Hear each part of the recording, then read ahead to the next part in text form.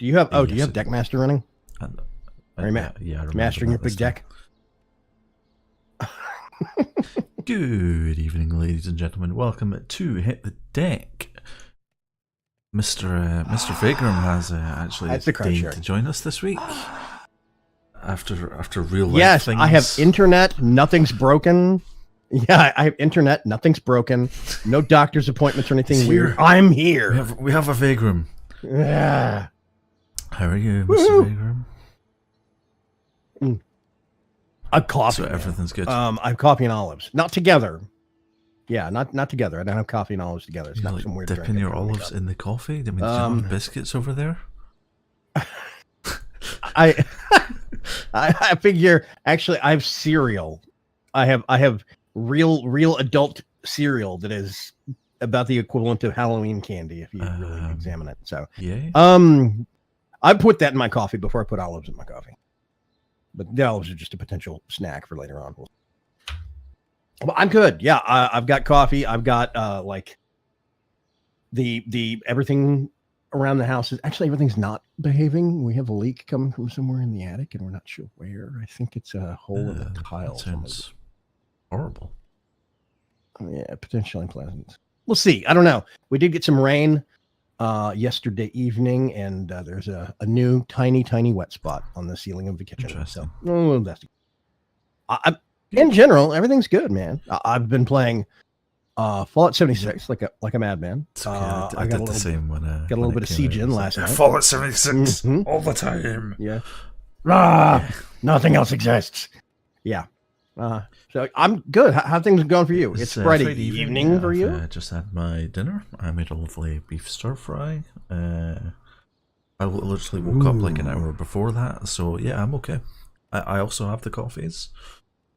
Things are being caffeinated. And we're having fun. Caffeinification. Exactly. We're gonna awakeify. Have you seen the ridiculous number of wildcards I have now? By the way. No, I haven't actually. I'm a little behind on your numbers.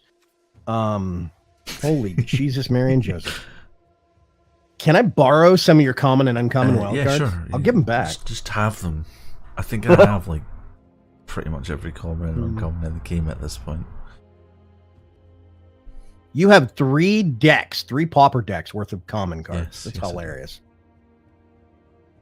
I don't really have very much to spend them on either. Like, commons are very common. I know that sounds silly, but yep, that's why they're called common.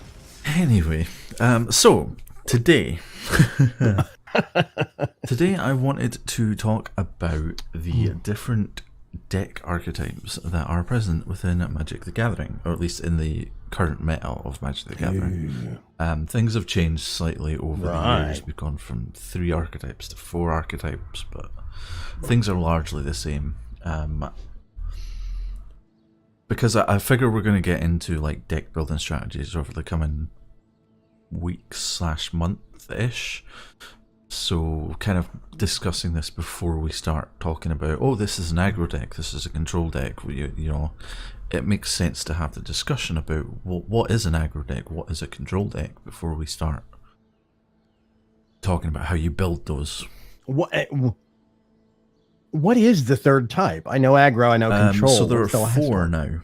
Although I don't really. One's a bit janky, to say the least. Right. I came prepared. I have a picture. You got flowcharts. So the four archetypes are aggro, control, combo, and mid-range. Combo's the janky one that I don't really count as an archetype, but it sort of fits in. That's where I hang out. So traditionally, the 3 archetypes were aggro, control, and combo. Mid-range is kind of a new concept that's come about in the past like 5 or 6 years in terms of Magic key types. So I'm going to make a stab. I'm going to poke my finger at the chart on the wall and say that aggro is the most common, most default type that people go, right? Yes, it tends to be the simplest type to both build Right. and pilot, so it tends to be where a lot of people gravitate to, especially newer players. Control takes an exceptional amount of skill to play effectively and also to build. Because it's not just about control, it's about timing. It's about knowing what cards are in the current meta, what the really big threats are, what you should save counter spells for, what you should save removal spells for, things of that ilk, and trying to go into that without having this sort of rich background through having played maybe like an aggro deck or a mid-range deck. You're maybe going to be countering things that are like really low impact and not have your counter spells for later on when something high impact comes out and you're like, I really wish I saved my counter spell for that. Or if I just had a removal spell now, this would go so differently. It's kind of that experience. Yeah. I think I'm thinking that a big chunk of my decks fall either under aggro or that aggro control combo. You know, it's like I don't think I really have any true control decks except maybe one. Yeah. Please stop.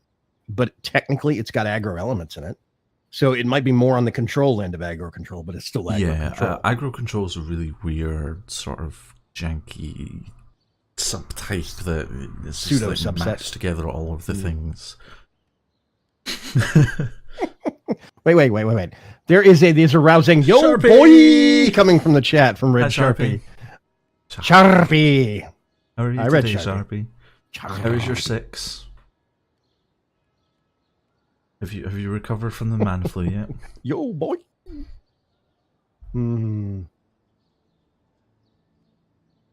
Yeah, that subset aggro control, another control type. I think I actually have more aggro control. I don't think I actually have a straight up control deck. Because straight up control would be like a discard, like a mill deck, right? Or it also like covers things that run counter spells. Technically, something with a lot of like kill spells as well could be classed as control. And yet discard would be the other. There's sort of like 3 pillars of control. So like, oh, you're not sick. So you're injured. Okay, Zarpy, I'm sorry. How is your injury?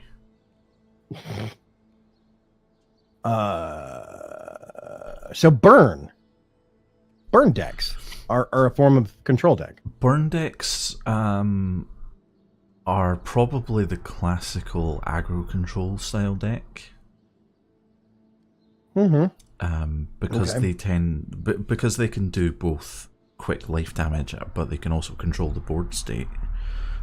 I would probably classify those more as sort of aggro control rather than being all the way to control or all the way into aggro. It depends a lot on how they're built as well.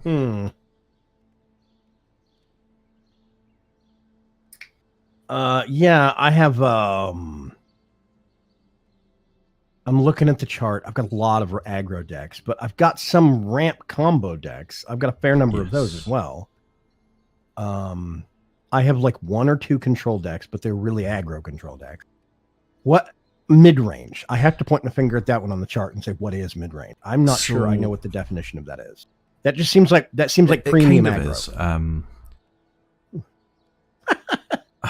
That's the easiest way to explain this. So basically, the way to think about it is aggro decks tend to be really, really fast. They want to control the early game and win before the opponent can develop their board state to a point where they become a threat. Control goes the opposite way. They play the long game. They're okay taking early damage because they want to stabilize somewhere in the mid game and their win condition comes out way in the late game. Mid-range kind of falls in the middle. They will play some early creatures a la a sort of aggro deck, but then they sort of transition into a semi-aggro control deck towards the late mid-game to late game. Mid-range is more about having answers to things rather than beating people around the face or trying to control them too hard. So it's a reactionary deck. Yes. Like, you are not acting specifically like, I'm not going to preemptive strike this creature, this big 10/10 that you got by putting luminous bonds on it. That's an active preemptive strike kind of a thing. Oh, you summon that? Well, I'm going to put this on it before it becomes a problem. Mid range is about reacting to things as they affect you directly. Maybe it has elements of both. It kind of depends on what flavor of mid range you're going for. So mid range is really like almost like a hybrid of several of the other. It tends to sort of take elements from all three of the other archetypes. So it has aggro elements, it has control elements. Okay, so it sometimes has combo elements. It more commonly has like ramp elements to get to the late game earlier than the control. That's what I was going to say. So I think I might have actually made some mid-range decks. I would classify Vraska's Wrath as like a mid-range deck. Yeah.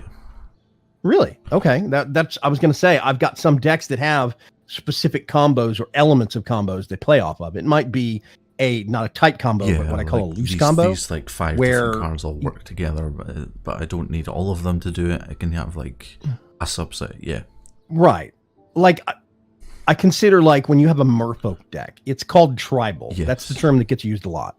But it's kind of a loose combo because you have these groupings of all merfolk related things that play off of each other. So sometimes it might be 2 or 3 random cards out of the deck, or it might be these 2 specific combo cards that just happen to also be merfolk so related. tribal is more of a descriptor rather than an archetype, because you can play like a tribal control deck if you really wanted to.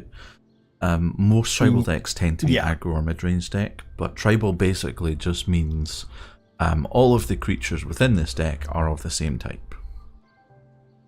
So they're either all merfolk or vampires, that's all dinosaurs, all sapperling, whatever. It's not specifically an archetype. It's more just it's a categorization of this is a the flavor of the tribal deck. They're all goblins. Yeah, right. So in a mid-range deck like Vraska's Wrath, I play off of sapperlings, tons of things. Well, actually tokens in the broader scope. Yeah.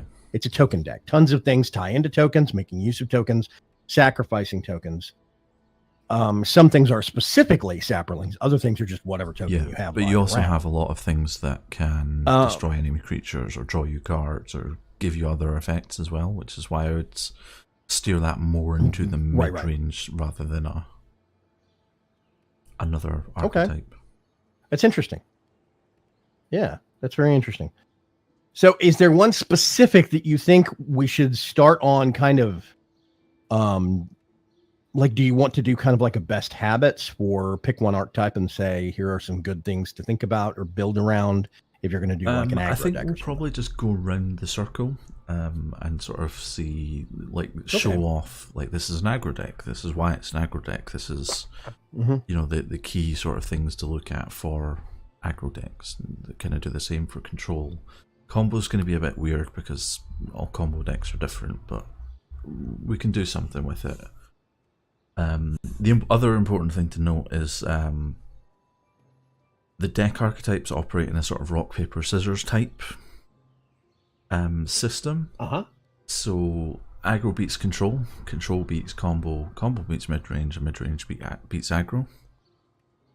Obviously that's still very draw dependent, but if you're playing a mid-range deck and you come up against an aggro deck, you have a better matchup than the aggro deck does, so you're more likely to win.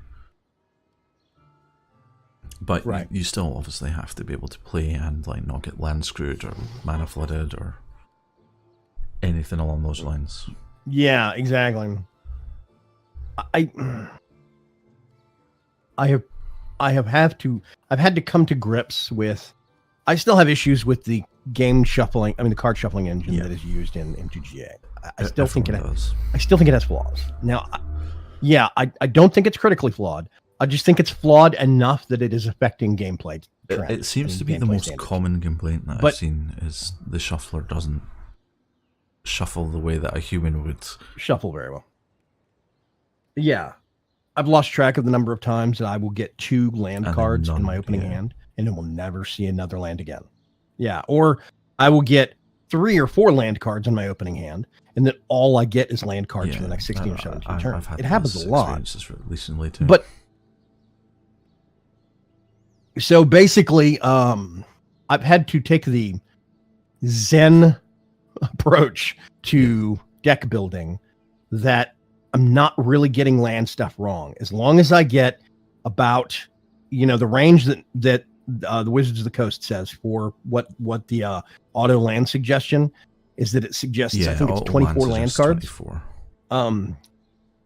4. And they suggest a range of 23 to 27. As long as I'm hitting in that range, then I'm not screwing things up on a 60 card deck. So I worry about that less now than I was previously, because initially when I started, I was like, why am I getting so many land mess ups when I'm drawing cards?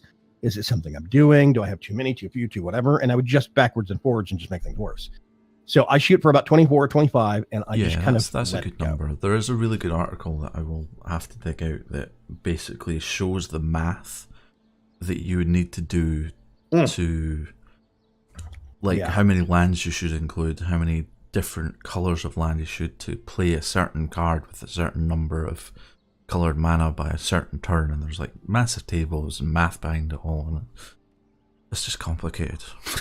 I think it'd be very interesting if somebody could get that math and integrate it into a website that had a deck builder like MTG Arena or Aether Hub or whatever. If they could integrate that math into there, so you could pick all the other cards, and it would say your premium land combo. Yeah, like MTG Arena, I know ties into the game. MTGArena.pro website ties into MTG Arena the game for your card collection. So I mean, ideally, they could say, "Oh, you have these premium lands. We suggest using these and these basic lands." That would actually be really cool. Or maybe it could give you 2 answers. Yeah, that could be very neat. I think it'd be awesome if they could actually integrate that math into the scenes, but it might be sounds potentially complicated. like very potentially. Yes. So why don't we have a look at this, shall we? Yeah. Don't forget our pretty little chart. There you go. Never mind. We are looking. We'll start with aggro because it was the top leftish. Mm-hmm. Probably the most common aggro deck you will find these days is Red Deck Wins. That name is elaborate and confusing, Trunks. I do not understand what it does. It's a red deck that wins. I'm playing stupid. Oh, hey, okay, that's simpler than I thought it was going to be. That works out well. Choose better for showing off deck. I love this, the horizontal view where you've got your deck on the lower half of it. However, for seeing names and making them slightly larger, I think the vertical deck list view is better. It's great to see the artwork, but you can see names and mana costs, and we can hover over things individually and show them off as needed. So yeah. I'm pretty confident that anyone who's played Magic the Gathering Arena for any length of time has probably seen this deck or a variation thereof. Yeah. Something close to this. So this is a classic aggro deck. I'm seeing a lot of things that I hate in this deck. It's horrible. This is very much a classic aggro deck. Its mana curve tops out at 4 with Rekindling Phoenix, which is more of an owl, but it's a different matter.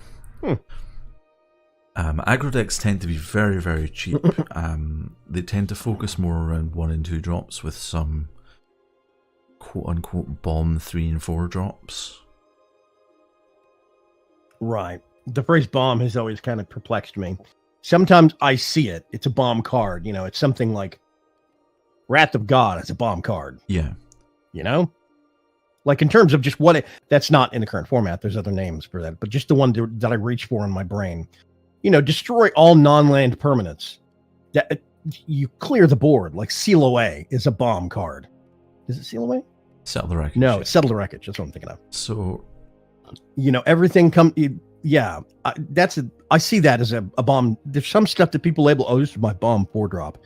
that I don't. So typically, get. what I would classify as a bomb is a card that has a major impact on the game, not just when you play it, but also the turns thereafter. So like Settle the Wreckage is a really good example, because you play it, you prevent all damage, you get rid of your opponent's creatures, and then they have to basically replay their board. So it has a massive impact when you play it, but then it also slows down the game from there on. Like Rekindling Phoenix, I would classify as a bomb, because you play it on turn 4, you've got a 4/3 flyer. Okay. But it keeps coming back unless the opponent can really deal with it. Just the 4/3 flyer. Yeah, just the 4/3 flyer aspect is without the rekindling part, when it comes back, it would be a good card. But the fact that it can keep coming back again and again and again, that is, in my mind, what I would classify this as a bomb over just a 4/3 flyer or a 4-floor flyer or something bigger. Yeah, it's a great card. It really is an amazing card. I hate it so much. It does have that taboo. It does have that taboo of being mythical rare to me, and I'm getting more and more reluctant to put that in there, because put mythical rares or rares even. I'm trying to cut back on the number of those I'm using, specifically because it seems like it's messing with the matchmaking functions. And I mean, I know that's the best metric they have, but maybe I'm not up to the same skill level that merits matching up to some of those, high count mythic rares. I think the fact that the ranking system is currently broken as well is not helping. Because there's so many people that are stuck in bronze that have like top tier decks that should have progressed through it, but they can't because the ranking system's broken. I think that the win-loss ratio on land shuffling, there is that, either being flooding or starved, doesn't help either. So but it's this game is technically, I don't think it's technically even been released. It's still in beta. Isn't it still an open? I think we're still in open beta at the moment. Yeah, open beta. So but that's fine. I think they've done amazing things with it so far. But back onto the card. I do agree with you. I think it's an amazing card, and it's horrible. You see this come down on the opponent's side, and you're like, oh god. Mm-hmm. So, things that make this an aggro deck. Aside from very low cost, all of its creatures are quite efficient in that they are either superior power and toughness to the amount of mana that you pay. For instance, Gitu Lava Runner is a 1/2 as base. It becomes a 2/2 when you meet certain conditions, but it only costs 1. Yeah. Or... So after a few rounds into the game, after you've used an instant or a sorcery, suddenly you get a 2/2 for 1. And it has haste. Or it has what's called an evasion ability. So something like flying, vigilance, haste, being unblockable. Those are all classified as evasion abilities.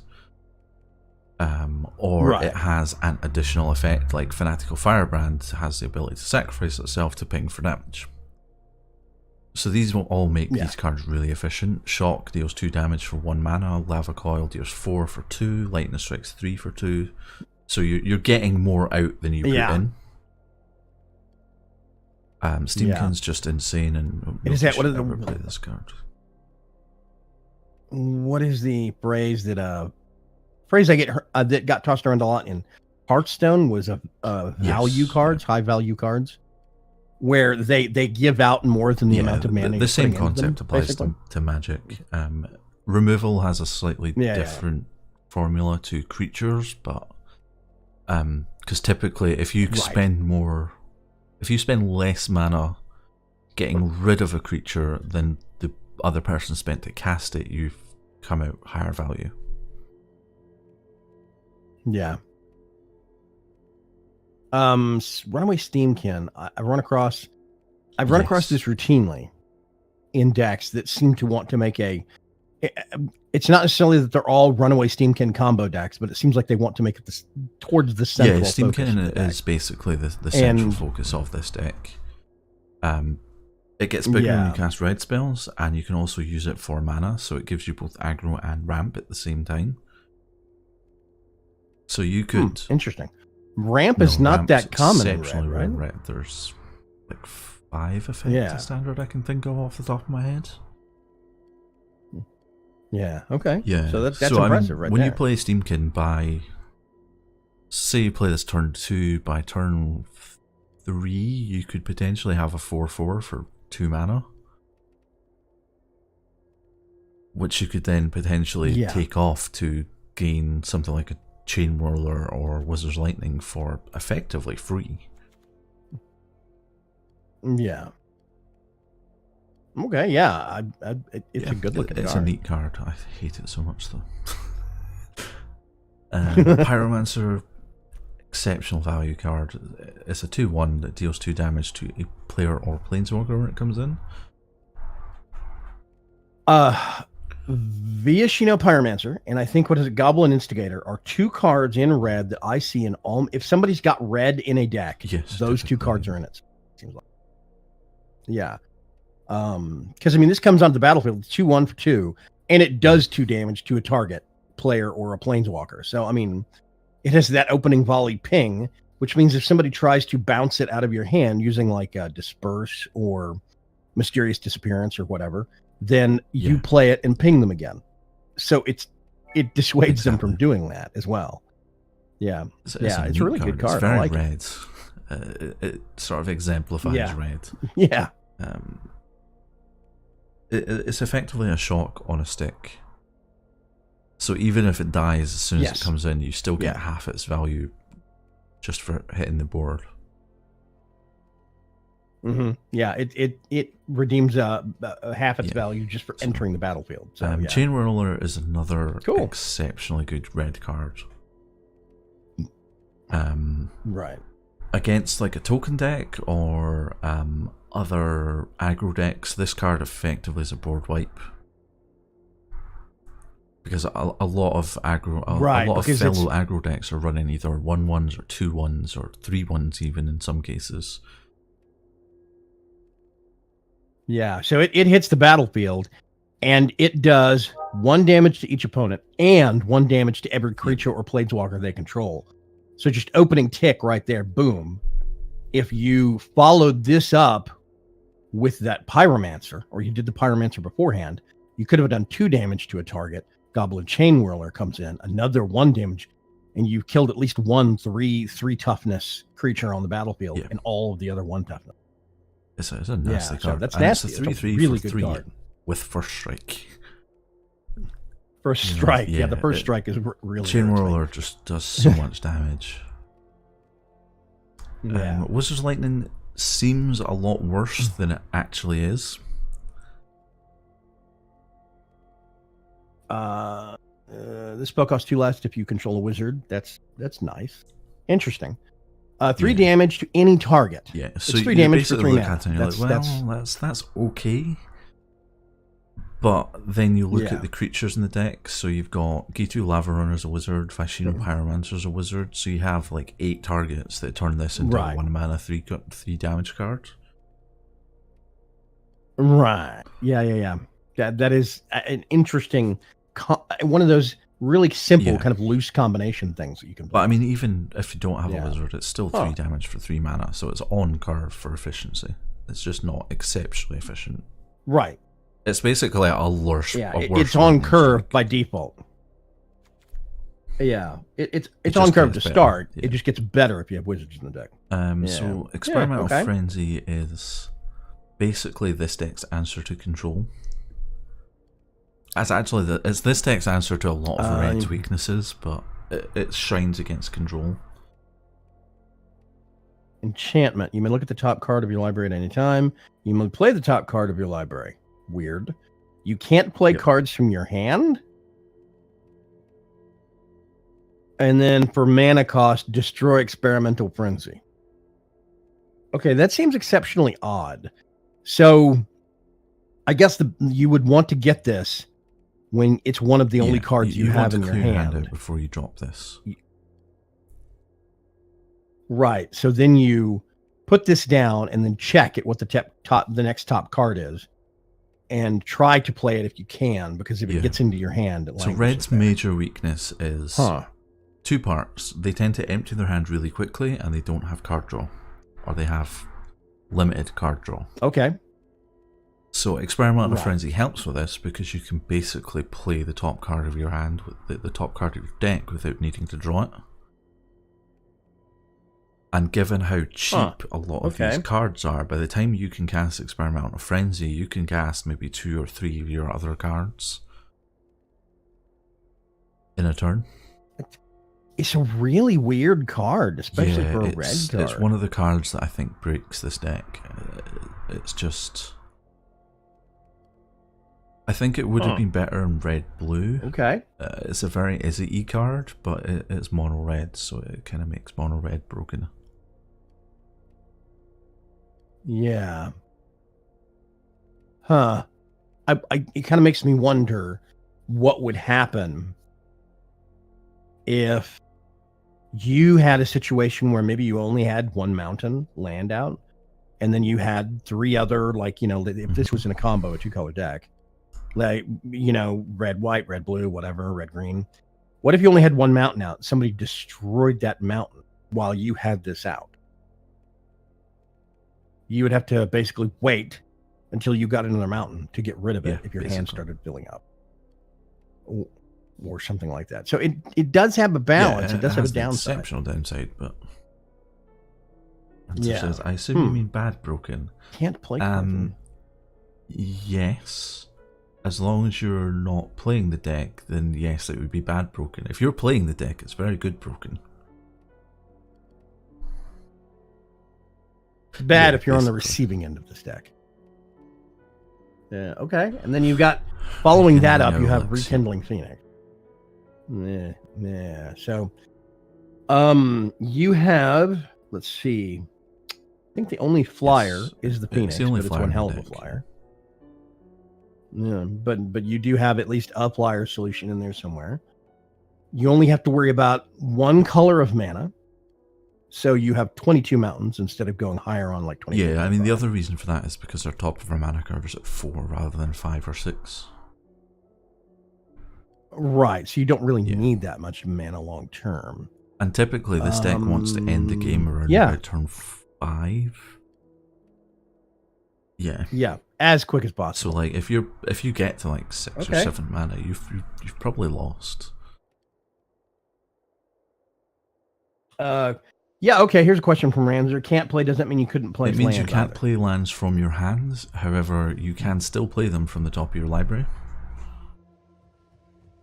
Right, so if you use that, I can look at the top of my library at any time, and you can play from the top of your library.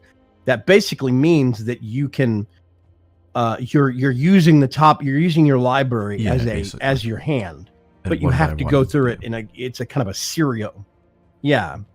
It's first in, first out. You can only see 1 card at a time, the top card, and you can use it. If you can't use that card at that point in time, then you might run across a logjam. But in a monocolored deck like this, where it's either a cheap creature to get out and get attacking with, or something like Shock, or Lava Coil, or Wizard's Lightning, you're going to find use for pretty much everything in here.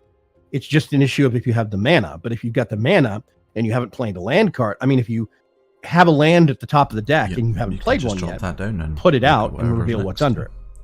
Yeah.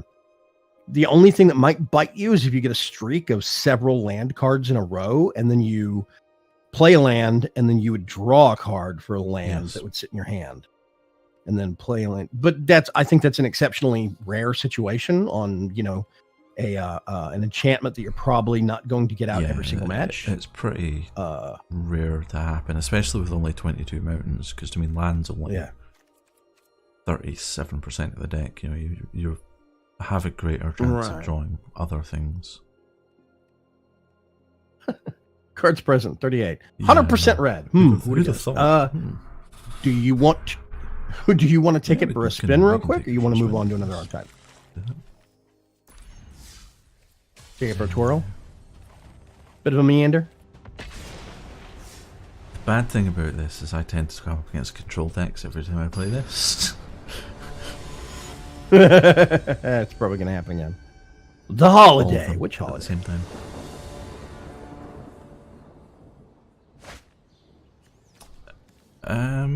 One mountain. If I was playing another deck, I probably would mulligan this, but I actually have two fairly good early plays. Yeah, you have at least two options you can do. You get one more land, and you could get the lightning strike is 2. How much? Yeah, okay. Yeah, you get one more land, one and you more land, strike. we can play everything So. except the Phoenix. Oh, that's true. Yeah, I except think I'm going to stick with this. I'd say keep it. If the opponent would ever get their gaming gear. I've got to compare all of my cards on a equated mana curve. I've actually converted everything to Celsius for CMC, and I'm going to shift that over to Kelt. Never mind. They finally finished. It looks like they mulliganed out one card. It's got haste. We can hit them with it. Hit them with it. There we go. So he is playing red aggro, and perfect white. example. So he's probably playing red-white aggro. Do you think it's going to be like a Boros Mentor or what? I'll take it back. Oh, God. Okay. Well, it's a control deck. You were right.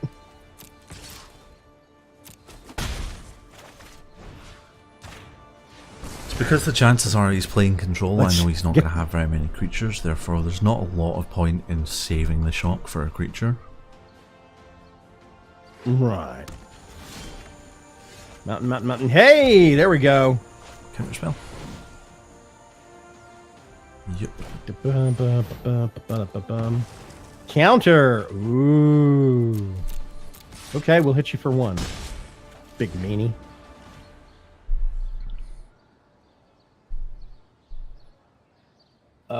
Ranger says I had one day where I went against 5 Merfolk decks in a row. That's I've had days like that. I like seeing Merfolk decks though.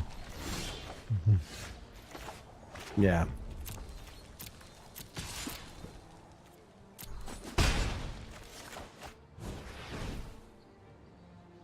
You're really going to counter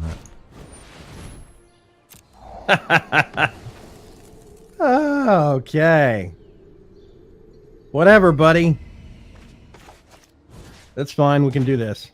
Here, have 3 damage right up the nose. Basically, when you're playing against control, Pesky a control lot of the time what you're trying to do is weed out their counter spells early on with things that you don't really care about. Yeah. Like 1 cost. So that Runts. when you get to the point where you want to play something, they're either tapped out or... Oh, they have a creature. I like to call that counter baiting. Effectively. In combat.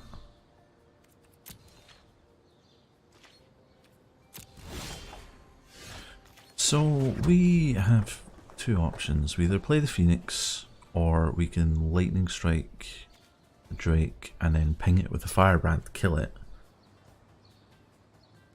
I'm going to play the Phoenix because he doesn't have the mana to counter it right now, and it might be the only chance we get. Yeah. To block that thing or just get it out on the field. Right, okay, go ahead. Unless he's running Spell Pierce, in which case I'm just going to concede, because fuck Spell Pierce. Screw you, I'm going home.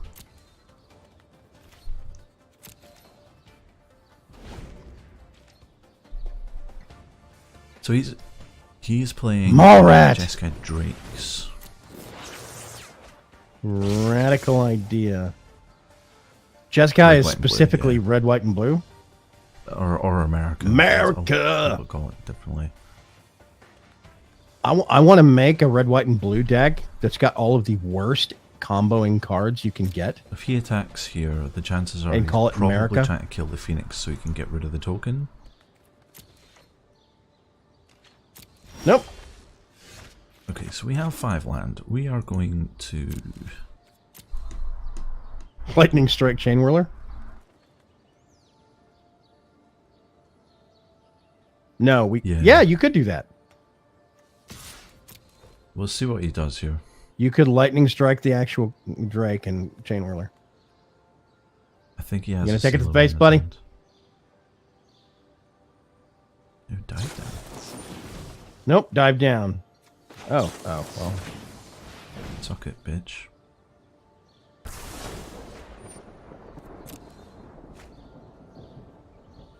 It's still gonna die. I had to do the lightning strike in response because dive down also gives it hexproof. Proof? Yes, exactly. Dive down is a really useful Still has a card. response in his hand. Don't ever It could just be the don't radical ever idea, use it, or but- we'll come beat you up.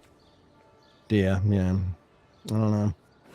Those jumpstart cards really screw things up because you can use quite often. You can use a lot of those jumpstart cards at any time, like instance or whatnot, and they come across as, oh, he's got a counterspell or something, but not really. On the plus side, the fact that he's played Drakes means he's unlikely to be playing Teferi. Yes, that's good. Teferi's a pain in the neck. Police. As in, you don't get to have no. Dark Preacher says America deck. Yeah, I America. I think Preacher's on this on the train for this one. He has a counter spell. We're just gonna thump him for one. Oh my God! How many counter spells? Oh, frick. Well, that's pretty much game. Not gonna lie. Niv The reason I'm not Mizzet. playing this land, by the way, is so that he thinks that I have something to respond with.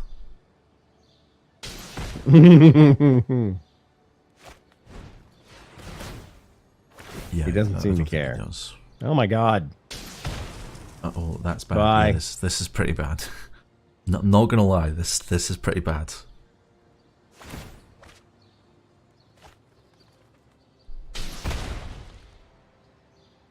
This is where they go on a card drawing bender and one point us to death. probably.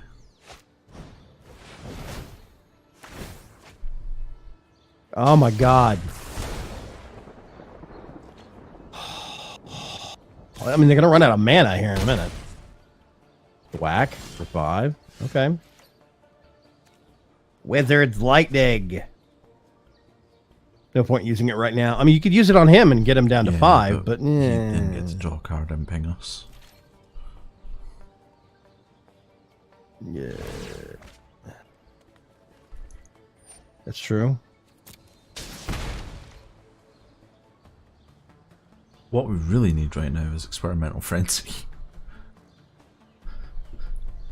Yep. Yeah, Dark Preacher. Niv Mizzet comes out. Dark Preacher says, "Uh-oh, that's bad." Malrat says, "Ripperoni." I mean, the fact is, we're playing against a control deck, So that which Ben- is our worst matchup. Not, yeah, it's the absolute worst match. We did very well considering this was a control deck. So I mean, that there's something to be said just for that merit right there. If we could get a second Wizard's Lightning, we could whack him He has twice a counter spell. because you've got the mountain for it.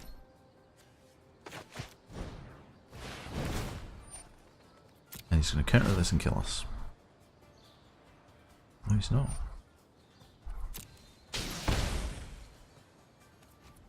He is, yeah, with us. Okay. We took off a massive chunk of their health early on until the actual control mechanism came onto the board. Then it kind of ended. But you do see the point behind the design So behind yeah, that. that's red deck. aggro. The most common aggro decks that you will see just now are red and red-white aggro. Did I think I deleted the red-white aggro deck because I don't like it very much. But the red-white aggro, it's more white aggro with like red mana for sideboard cards that somehow it's weird. But it did really well at the Pro Tour Guilds of Ravnica, so it can't be that bad given that 6 of the top 8 decks were red/red-white aggro.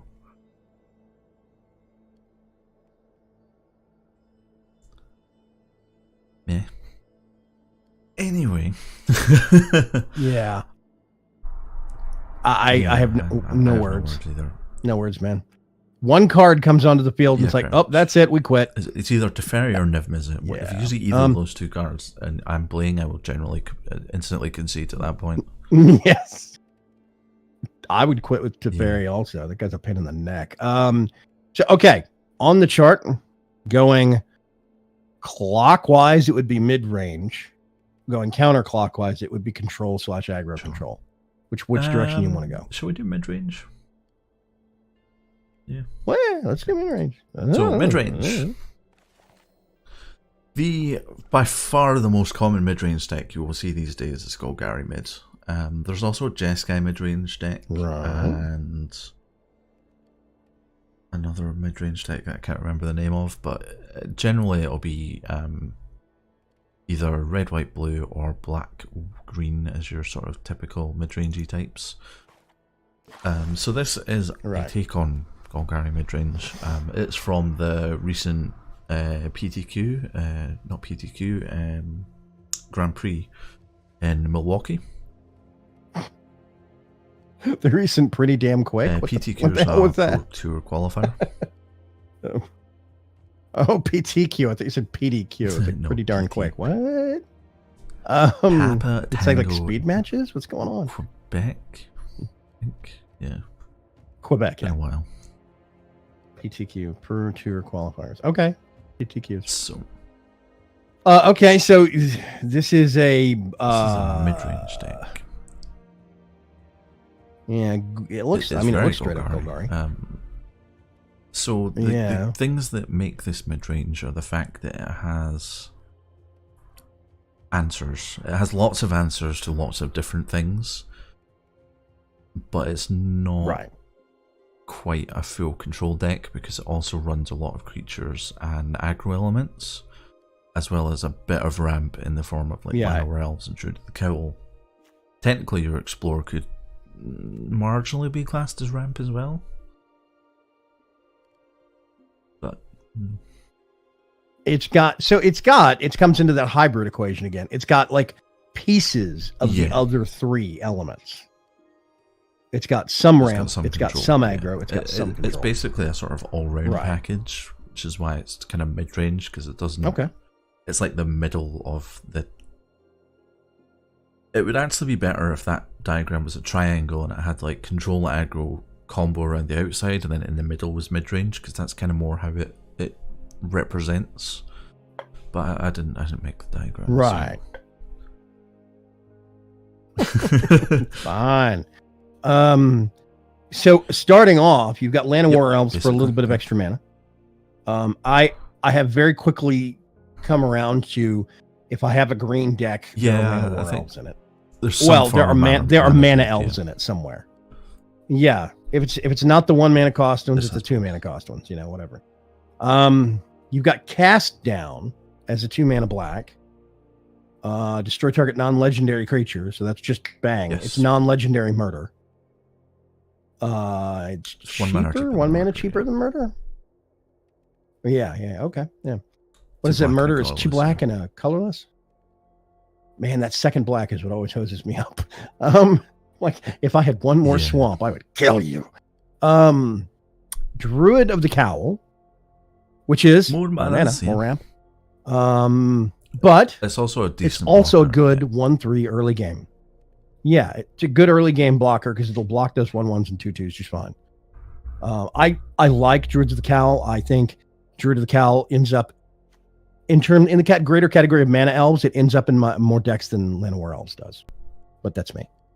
So, yeah, they serve effectively the same purpose, but they have different applications. Yeah. Yes. The thing I like about Druid of the Cowl is specifically it's a little ramp plus a big buff. That blocker factor early game. Yeah. That big butt really does help early game because it'll stop. It makes quick work of Goblin Instigators. It makes quick work of a lot of the black 1/1 and 2/2s that show up and regenerate as something else. reanimating skeleton. I mean, Llanowar Elves is basically pure ramp, it's just, whereas Druid of the Kill also has like anti-aggro elements as well. Yeah, it's more dual purpose for me. The Llanowar Elves are, since they're 1/1s, all I want to do is protect them in a corner and use them for mana. Basically. Because they'll die to everything. But that Druid of the Cowl, we like big butts, and we cannot lie. So, yeah. So, it's dual purpose. Yes, I can use it as mana, but if I need a blocker, I've got a blocker. It's just a good card. Merfolk Branchwalker. When Merfolk Branchwalker enters the battlefield, explores. No downsides there. It's a 2/1, good offensive. So 2. And that explore, if it doesn't find land, it'll get a +1/+1. So the kind of the hallmark of which means creatures it could that be a you'll 3/2. find in mid-range decks is they all do something other than just be a creature. You're not going to have that stats and then a blank square. You're not going to get any bears or whatever. Yes, the 3 no drops bears. and 4 drops are called. I can't remember. I just remember bear. No, bear is specifically a 2/2 with no I think it's abilities. Okay. I thought bear was just that general kind of like it's just a creature. It's got no special stuff. It's sort of morphed into that, but it's specifically a 2/2 with no abilities for 2. After they were jumped as grizzly bears from Alpha. You also have things like Grey Ogres, the vanilla 4/2, and I can't actually remember what the 3/3 is called, but there is one. Yeah. But Merfolk Branchwalker, really good solid card because of that explore mechanic. Yeah, you're either going to get a land or this is going to have a counter on it. There's no downside to that. Into Wild Growth Walker. Whenever a creature you control explores, put a +1/+1 counter on Wild Growth Walker, and you gain 3 life. So that's not a key combo to the whole deck, but it's one of those kind of weird loose combo things the deck is that, if you have a Wild Growth Walker and you play lots of explorers, your Wild Growth Walker is going to do good value. Yeah. I have really considered making a green or a green something explore deck. Maybe green blue. Green black could be. With some explorer heavy. I've thought about that because you've got Path of Discovery. Everything that comes out explores, and then you've got stuff like Merfolk Branchwalker. I think there's another couple of greens that explore. There are green cards. Yeah, there's green cards and specific land cards that trigger the exploration. Black cards that have explore as well. So I think you could do an explore deck, and I think it'd be really fun. So I need to swap out the mana elves for the that I've got for Druids of the Cowl, says Ranzer, and Preacher says, why not both? If you've got space in a deck to have Llanowar Elves and Druids of the Cowl, they do play well because the Llanowar Elves are such cheap. Oh, I've got 1 spare green. I'm going to plop one out of the board, and suddenly I've got more mana to play with next turn.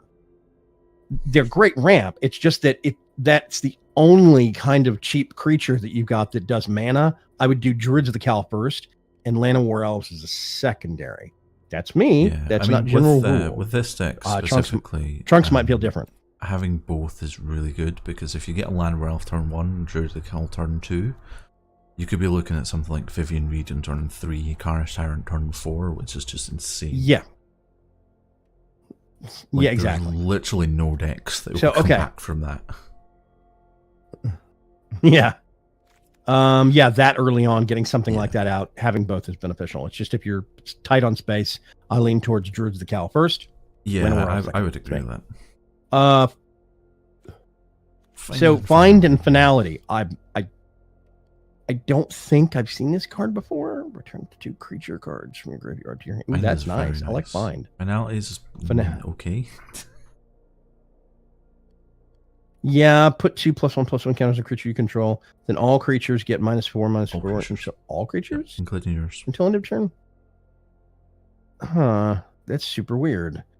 I mean, it's kind of a board wipe. Maybe you use the +1/+1 counters to push something above that that's the -4/-4. Use of it.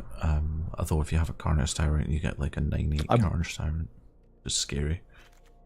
Yeah. Like really scary. So I want to keep this thing specifically or make it worse. everything else that's 4 or less dies. Yeah. It's interesting. It's a bit pricey and a bit weird, but it's interesting. I definitely like Find, though. Find is a good card. Yeah. You have 3 of those. Midnight Reaper. Whenever a non-token creature you control dies, Midnight Reaper deals 1 damage to you, and you draw a card. I have seen black something control card draw decks that use this and a couple other ones. Deals 1 damage to me is always, that's where it gets scary for me. I'm like, nope, that could be bad. That could get out of control in one form or another at the wrong point in time. I don't like it. Yeah, I mean, there is always that risk, but you do have like Wild Growth Walker to get that life back, and you have like multiple ways to draw cards and search through. It's like what is it? The Saga Rites of Belzenlock or Blessing of Belzenlock? Yeah, where you have to sacrifice something to the demon every time. 6 or damage. You take a lot of damage per turn that you can't. Yeah, that card scares me. Yeah, I don't like I'm just that, too much of a wimp. To me, like, I mean, Midnight Reaper's not that bad. The thing about life is, not by once you get over my life is precious, I cannot lose it, and you start thinking of life as a resource. Right. I was, when I first played Magic, life was precious. Now that I've come back to it and I've gone through games like Hearthstone and other stuff. Yeah, because I mean, whether you're on 20 life or 1 life, it's all the same. Until you lose that last 1 life, it doesn't matter what your life total is kind of the way that I've looked at it. Yeah, a win's a win, regardless of how much life you have at the end of it. Mm-hmm. Yeah. If a 1 by 20 or a 1 by 2, it's a win. Jade Light Ranger, just under that. Double Explorer. Which is a battlefield. It explores. Yeah, there we go. There's another Explorer. Then it explores again, which makes it worse, because if you hit 2 non-land cards in a row, you get lucky enough to get a Jade Light Ranger. Yes. And if you have a Wild Growth Walker, and it only costs you +1/+1 counters on that and 6 life. Yes. Yeah, that's a good card. That's a really good combo. Really that nice. Explore combo. It's one of the things that make this deck so dangerous, is you can just drop out that Wild Growth Walker on turn 2, and it sustains you through the entire game. Ranger says I've dropped a Tendershoot Dryad out on turn 3 or 4 before. It's fun. Yeah, in decks like this or other decks that are built the same kind of way, where you've got just enough ramp to get something dangerous out early on, like Trunks was saying, getting a Vivian Reed or a Carnage Tyrant. I've had Carnage Tyrants pulled out at, I think, turn 4, turn 5 before, and it's just absolutely terrifying. So when you're on the receiving end of it, out on turn 2. Okay, how did you do that? The opponent played Thought Erasure, and it was the only card that I had that you could discard. Mm-hmm.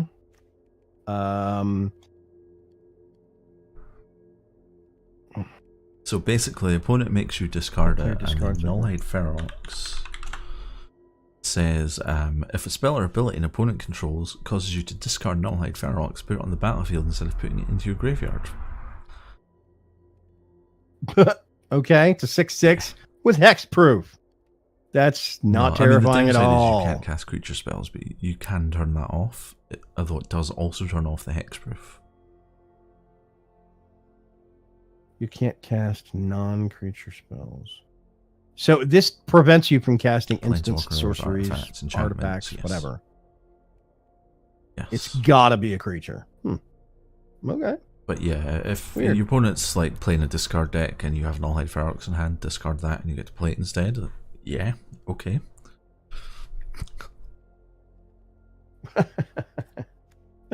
Oh, that's nasty. Ravenous Chupacabra, great black card. Super awesome for early remove. Well, I say early, it's a 4 mana card. It's not cheap. It's a 4 for 2/2, which is a crap equation until you read that text that it's got, where when it comes onto the battlefield, it target removes a creature that the opponent controls. Wild Growth Walker, so instance. This is your this is your mid to late game. I burned through all my murders and cast downs. Or it's a legendary creature. Yeah. Yes, exactly. it's a really good I card, and it absolutely sucks to hate be on the seeing end of it Ravenous when you. Chupacabras. Yeah, because you get something. Oh, I've got my such and such that's got 3 counters on it, and it's got first strike and they don't vigilance have and the all this stuff, Chupacabra and that's then dead. the Chupacabra comes out. Yeah. Oh, Plus, it's a your thing is creature, dead. Yeah, so I'm going to take your toy. Find brings it back. Yep, so you can cycle back in It's the graveyard. horrible. Good call. That's good why call. it's in here Yeah. over murder. That's a. Yeah, it's. I think it is more expensive, but it is more useful because you can keep cycling it back with graveyard fetch stuff from black. Since black does creatures from the graveyard so well, you could just keep cycling this back into your hand. You have a what is it? A memorial to Folly. Yes, a memorial to Folly. Yeah, you have one of those. Pull it back from your graveyard. I've lost track of the number of times I've had to pull Slimefoot or Vraska out of the graveyard with that, but or a poison tip. The other Archers. good card, So yeah, that sort of fits really in useful that card. combo is Golgari Finebroker. Okay. When enters the battlefield, return target permanent card from your graveyard to your hand. So that's permanent. That is a creature, an enchantment, an artifact, whatever. So you could theoretically use that's a good card. Memorial to Folly and just like constantly cycle things. I mean, it's a 3/4 for It's 4. bad. That's not a It's bad just mana very- cost right because there. it's like 2 doubles. Yeah. Double black, double green.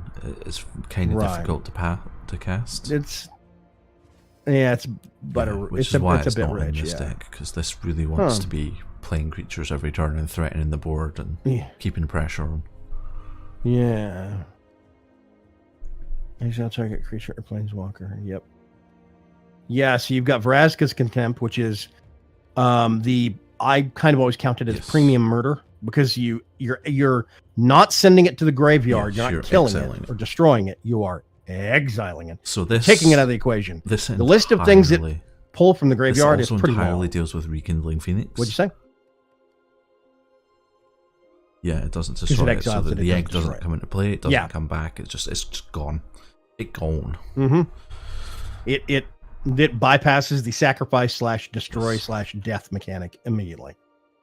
Vraska's Contempt. Okay. The list of things that plays with or interacts with the graveyard is long. I mean, we already have a couple in this deck alone, so. Yeah. And I mean, even not just in black, there are other colors that do have that trick or artifacts. The list of things that actually interact with exile and the exile status is incredibly short. I'm not talking about exiling things. I'm talking about somehow pulling it back from exile. I actually don't know of many cards that do that. Yeah. So Karn, Scion of Urza. I have wanted to use this guy for so long, but it seems like he's supposed to be in an artifact deck, and I just never built one. He is. So I'm curious to hear your rationale behind using him. Or card filtering, technically. Okay. So reveal the top 2 cards. An opponent chooses one of them, put that card in your hand, and exile the other with a silver counter on it. Put a card you own with a silver counter on it from exile into your hand. Yeah. That's on the short list. That's one of the weird ways where something can be exiled and then come back from exile. Most times, if you exile it, it's gone for the rest of the match. Yeah. The white enchantment create a 0/0 the only other ones that are in standard at the moment. Yes. Yeah.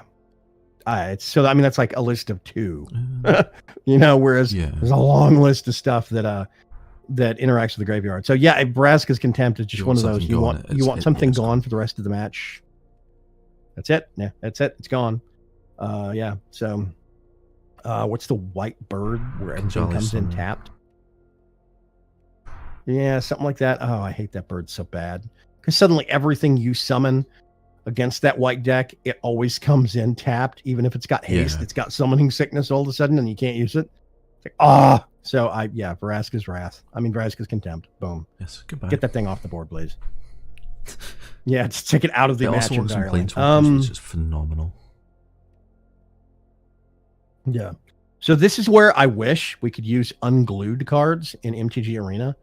The wacky with magic sets that kind of break standard rules. There's a lot of cards that don't work within a video game context. There's a lot of them that really do. There's one that bypasses the mechanics for Exile completely. It might have been before Exile. And it talks about getting a card, taking it off of the battlefield, handing it to somebody that's watching the match, and that person has to hold on to the card for the rest of the match. Is there not also a card that you have to like literally rip up and throw at the table and it destroys anything it touches? Yes. Yes, you tear the card up, or I think it's been errated on the website that you can tear up a mock-up representation of the card. You tear that up and scatter the pieces onto the board, and anything a piece hits, something like that. Anything that the confetti hits gets killed, which is I always remember. erratic, I think it was the very first unset, unhinged, unglued. I can't remember. I think it was unglued, unhinged, unraveled, something. I can't remember. There have been 3, something like that. Yeah, but there was a card in the first one. It was like Shoe Tree or something like that, and it came into play with 2 shoe counters on it, and it literally said, "Take your shoes off and put them on this card." Okay. I'll get back to you on that. Those sets are entirely joke Scrimtides, but they are hilariously fun to play and draft. I really wish they could get as many of those cards from all of those sets as they could that would work with an MTG Arena and have a specific sub format. That would be amazing. Yeah, or either normal cards and those or something, like an unglued format than an unglued hybrid format, and just kind of lock them off in their own little corner, but still facilitate that stupidity. Because then you can animate the chaos confetti and stuff like that. My local gaming store has on whatever the most recent unset is, they have drafts of that every so often, and I'm like, I really want to go. Yeah, there is a place up here called Bedrock Comics. And Bedrock Comics actually have some of their own cubes that they've set up for drafting, and they have an cube that is all of the that's all the unsets, like unglued, unhinged, and whatever. And I've never sat down and experimented with it, but I think it could be hilarious to do. Yeah, I still remember, by the way, Ranzer, way back in the old days when the rules for Magic the Gathering really did have written into the card text, like not Demonic Tutor, but other cards like that, where you would win cards from your opponent. Anti-system? When you were first... Yeah, the anteing system. When you first started playing Magic the Gathering, there was the anteing system for playing against each other. You were putting a card up for ante. If I lose, you get this card from my deck. Yeah. Or from my collection or whatever. Usually I think it was from the deck. And it was brutal. I remember, schoolyard anti matches and stuff like that. So that was not pleasant. I've seen a lot of fights started. Remember Mana Burn? Yes, I do. I am not sorry that mechanic is gone. You can get... Yeah, no kidding. Red Sharpie says you can get Shoe Tree for 10 cents. Haha. Yeah. I hated that. Yeah, it was a dumb Mana Burn. I remember it was a core mechanic when I was playing, and then I came back and Mana Burn's not a thing anymore. I'm super happy it's gone as well. Anyway, Vivian Reed. Let's get back on the subject at hand. Vivian Reed. Yeah. Vivian Reed is one of those cards that I've seen in a lot of deck lists, but I'm not actually sure I've seen a match where she's come out too often against me. Yeah. Really? The top 4 cards in your library. You may reveal a creature or land card and then put them into your hand. Put the rest of the bottom of your library in a random order. Destroy target artifact, enchantment, or creature with flying. It's very specific. And then -8, you get an emblem. Creatures you control get +2/+2 and have vigilance, trample, and indestructible. Actually, I lie. I think I've seen somebody pull this one out and get the -8. When you see Vivian hit once or the twice, battlefield, it's basically a race to kill her before she gets to 8. Because if she gets to 8, you basically lose the game. Yeah. Unless you're playing white. That is. You get her out, you can't use the loyalty ability the first time. Yeah, you can. So, can you? Okay, so you pull her out and then use +1 next match. So it's basically 3 turns. It's a 3-turn clock. Yeah, okay. And then below that, you've got the big boy. one the real party interesting thing piece, you've about got this, Carnage actually, Tyrant. before we move on. Yeah. If you get her to -8 multiple times, they do stack. So the +2/+2 becomes +4/+4 +8/8. I mean, you can't have vigilance and trample multiple times, and indestructible is +2/+2 multiple times. But the +2/+2 does. Okay. Well, so there's merit to that for sure. Yeah, Carnage Tyrant, super favorite green card of mine. I absolutely love it. There's no downside to Carnage Tyrant. It can't be countered when you're casting it, and it's got hexproof once it's on the field. Fuck you, control. Yes, exactly. That's the middle finger to control decks, and I really love the card. Flavor text. I wish there were as well. Sun Empire commanders are well versed in advanced martial strategy. Still, the correct maneuver is usually to deploy the giant implacable death lizard. Yeah, that's a good strategy. 100%. Yeah, 100%. Yeah. I have a green deck that is nothing but getting to Carnage Tyrant and then putting Oaken Form or Branchwood Armor or whatever it is on that, and that's it. You know, just basically get that, beef it up, and kill somebody. The number of games I have won just by playing Carnage Tyrant, like not even doing anything, but it's like usually play Carnage Tyrant, and the opponent's like, "I know, I'm out, concede." Franzer says, "I've had Vivian Reed crop up in a match once. Yes, I put her down. That's the only way to deal with Vivian Reeds." She actually has 2 versions, but her other version is terrible. I don't even know if I have her other version. I could get it, but no. Maybe know the Archetypical. But why? Put 2 +1/+1 counters on up to one target creature. Okay, that's not bad. Target creature you control deals damage equal to its power, so it's basically got Rabid Bite. And +2/+2 buff, and -9 creatures you control get +1/+1 and gain trampling until end of turn. Yeah, it's just kind of terrible. That kind of blows. Yeah, okay, that's not a great card. Huh. I like the 2 and the first 2 abilities, but yeah, the mana cost raise and that third ability is just. Although it does have cooler art, I'm very disappointed that the art's not the other way around. But that's just me. Yeah.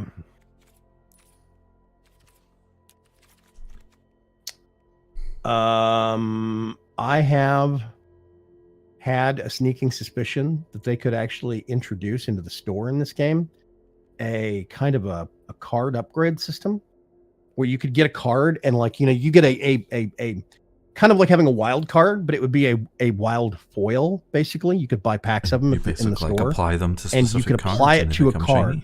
Shiny.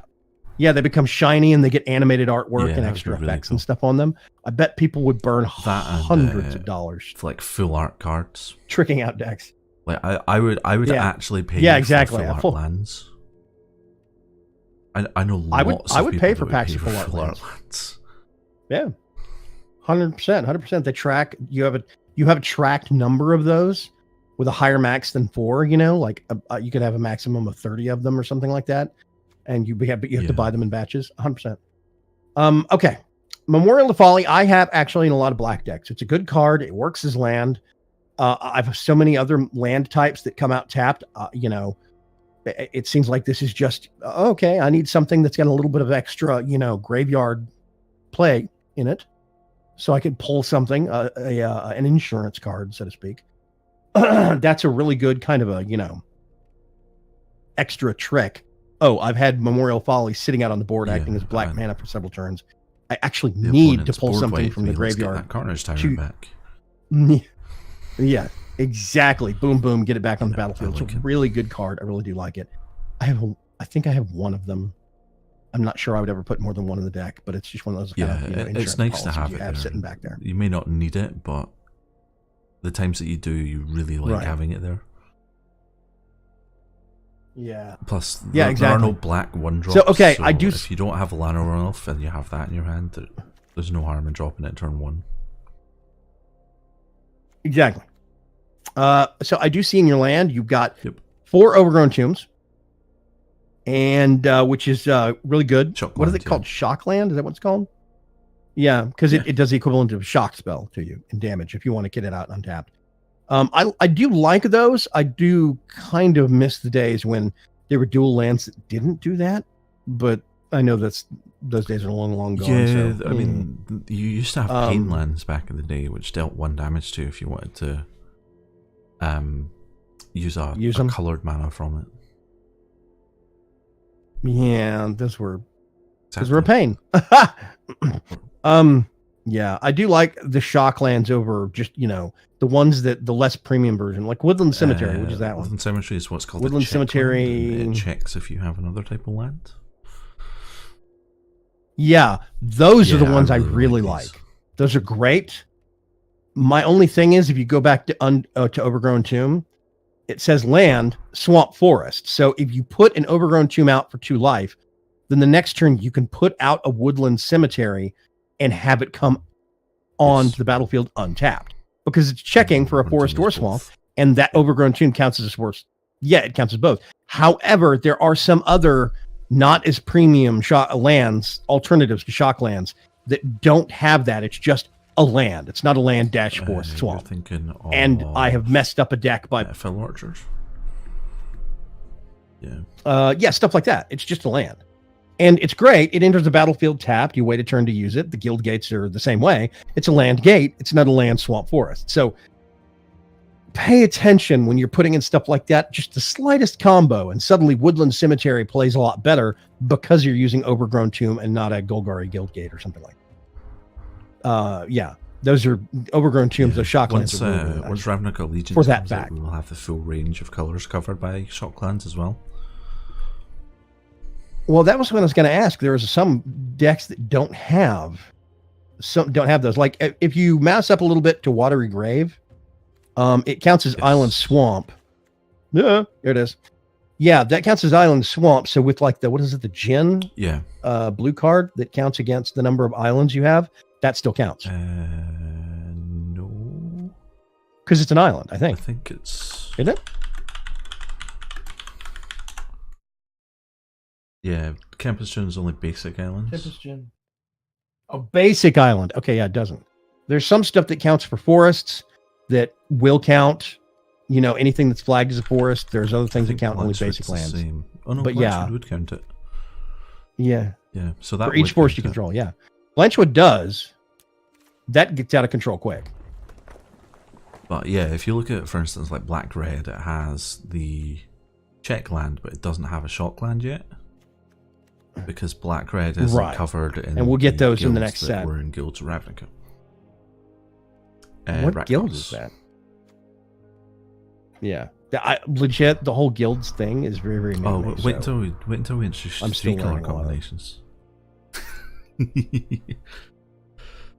Which guild is the America guild? Jeskai, yeah. It was a clan in Tarkir, I believe. No, it was a shard from Alara, actually. Yeah. America. Yeah, because Alara did the friend colors, which are colors that are next to each other on the color wheel, whereas Tarkir did enemy colors, which are not next to each other. Yeah. Cool. So yeah, I think Golgari mid, I mean, it's a pretty solid mid-range deck. It looks like it's got a lot of really awesome mechanics in it. Yeah. Do you want to try and throw it against what will inevitably be it getting paired up against its absolute nemesis and probably getting stomped? But so I'll probably run into another control deck. There's a lot of really frustrating control in the meta right now, unfortunately. There was like 2 weeks where it was nothing but Golgari Saproling decks, I swear. But then it just suddenly it is control or like red blue is it or God knows what. That's an interesting hand. I mean, you could play Swamp and then you could do Woodland Cemetery, but you wouldn't be able to get anything out. That's okay because we've got Druid of the Cull there. And that'll give us the second green that we need for Jadelight Ranger and hopefully a green land. Yeah, turn 2 blocker. Yeah. Okay. We'll see how it goes. Maybe we draw for us. On the draw, so.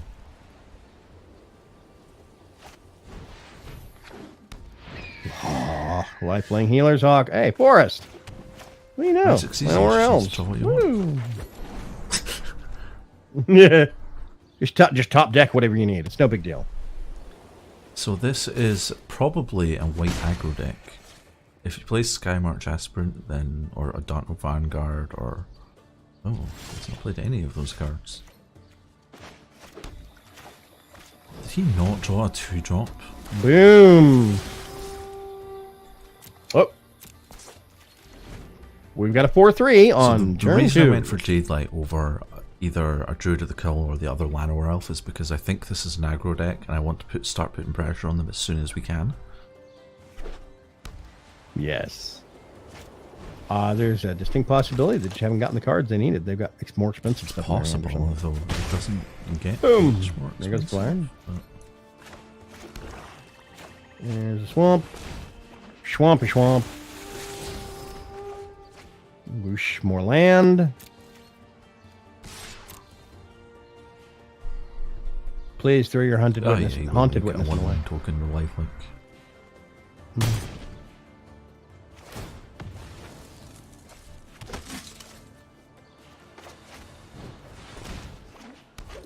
More big butt blockers. So the Druid, I put the Druid out over the Elf is because he has that 1/1 token. The Druid can kill it, whereas the Elf would have to trade. Yeah.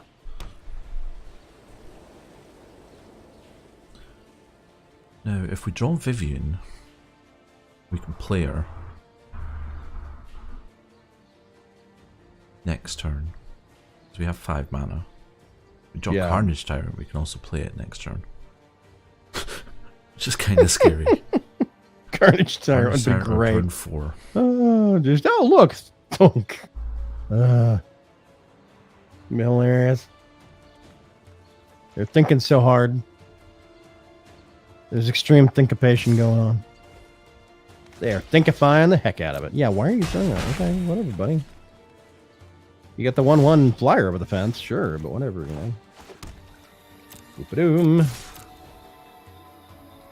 Their flyer's occupied. Let's toss the entire battlefield at them. This is where the Settle the Wreckage comes out. I called it. Oh my god. I was saying it as it was being cast, and I meant it as a joke. Holy crap. Well, we got a land out now. I don't even know what just happened. It's just like white weenie control. Sure. What's going on here? Yeah, I was waiting for the Benalish Marshal. 2/2 flyer. They've got 26 life now. This is inconvenient. Vraska's Contempt. You gain 2 life. Later, skater. Let's put more mana out. That's what exactly we need. More mana. Yeah. Mm-hmm. I'm in we've charge. got, oh gosh, 5, 6, you can 7, see my 8. name down in the bottom left. Yeah, that is left. Yeah. I'm working a couple of seconds behind, and you guys are working a couple of seconds behind that. So it's a little bit of a time delay, but it's not bad. Yeah, when we're on Trunks' channel, he's steering. He's got the better card collection now. I just kind of, it makes more sense to have it over here and keep it so we don't keep moving it around and confusing the viewers. Plus, Trunks is better at this than I am. Militia Bugler. I know it says Bugler, Yeah, but it's Bugler in my heart. He's going to swing with just the Healer's Hawk. Oh. You have a Yes, Chupacabra as top on that deck. Ooh. I don't... You going to take that I'm gonna kill Hawk the off the Pride field or what? Or the Pride Mate? Yeah. Oh, yeah, Pride Mate's going to get out of hand. Goodbye. Nice knowing you. I'm quite sure you're a nice Pride Mate, but you have to die now. The Bugler didn't hit anything when he came into play. Yeah. So he looked at the top 4 and he didn't hit anything with power 2 or less because we would be able to see it in his hand. No. Yeah. Oh, there's another Bugler. He's looking. He's looking. This is Mentor of the Meek. We need to find finality here.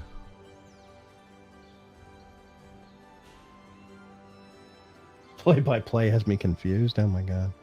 He also has an instant or sorcery in his hand.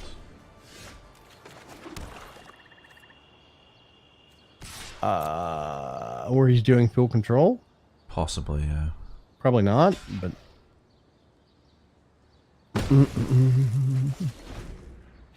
Goodbye. Yeah, we got settled. We played Settle the Wreckage. Yep. Oh, is that a Settle the Wreckage? Yeah, that's a Settle the Wreckage from the graveyard. This is, yeah, so let's say, what was that you were just looking at? Yeah. Yeah. Mm-hmm, yep. Yeah.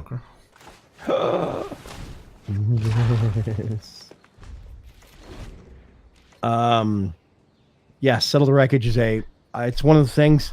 It's on the short list of reasons why I fear white facing a white when they get good white player. Yeah. Because yeah, there's certain things, 3 mana, 4 mana, 5 mana, where you just know there are certain tricks any white deck could have up their sleeve.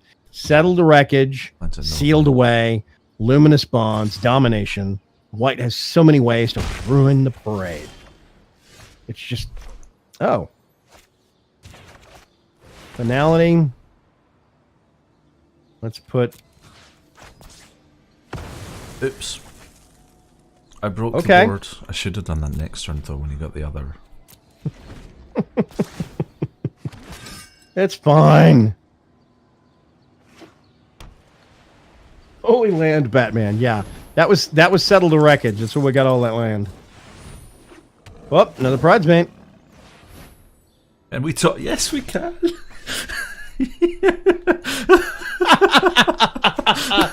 it!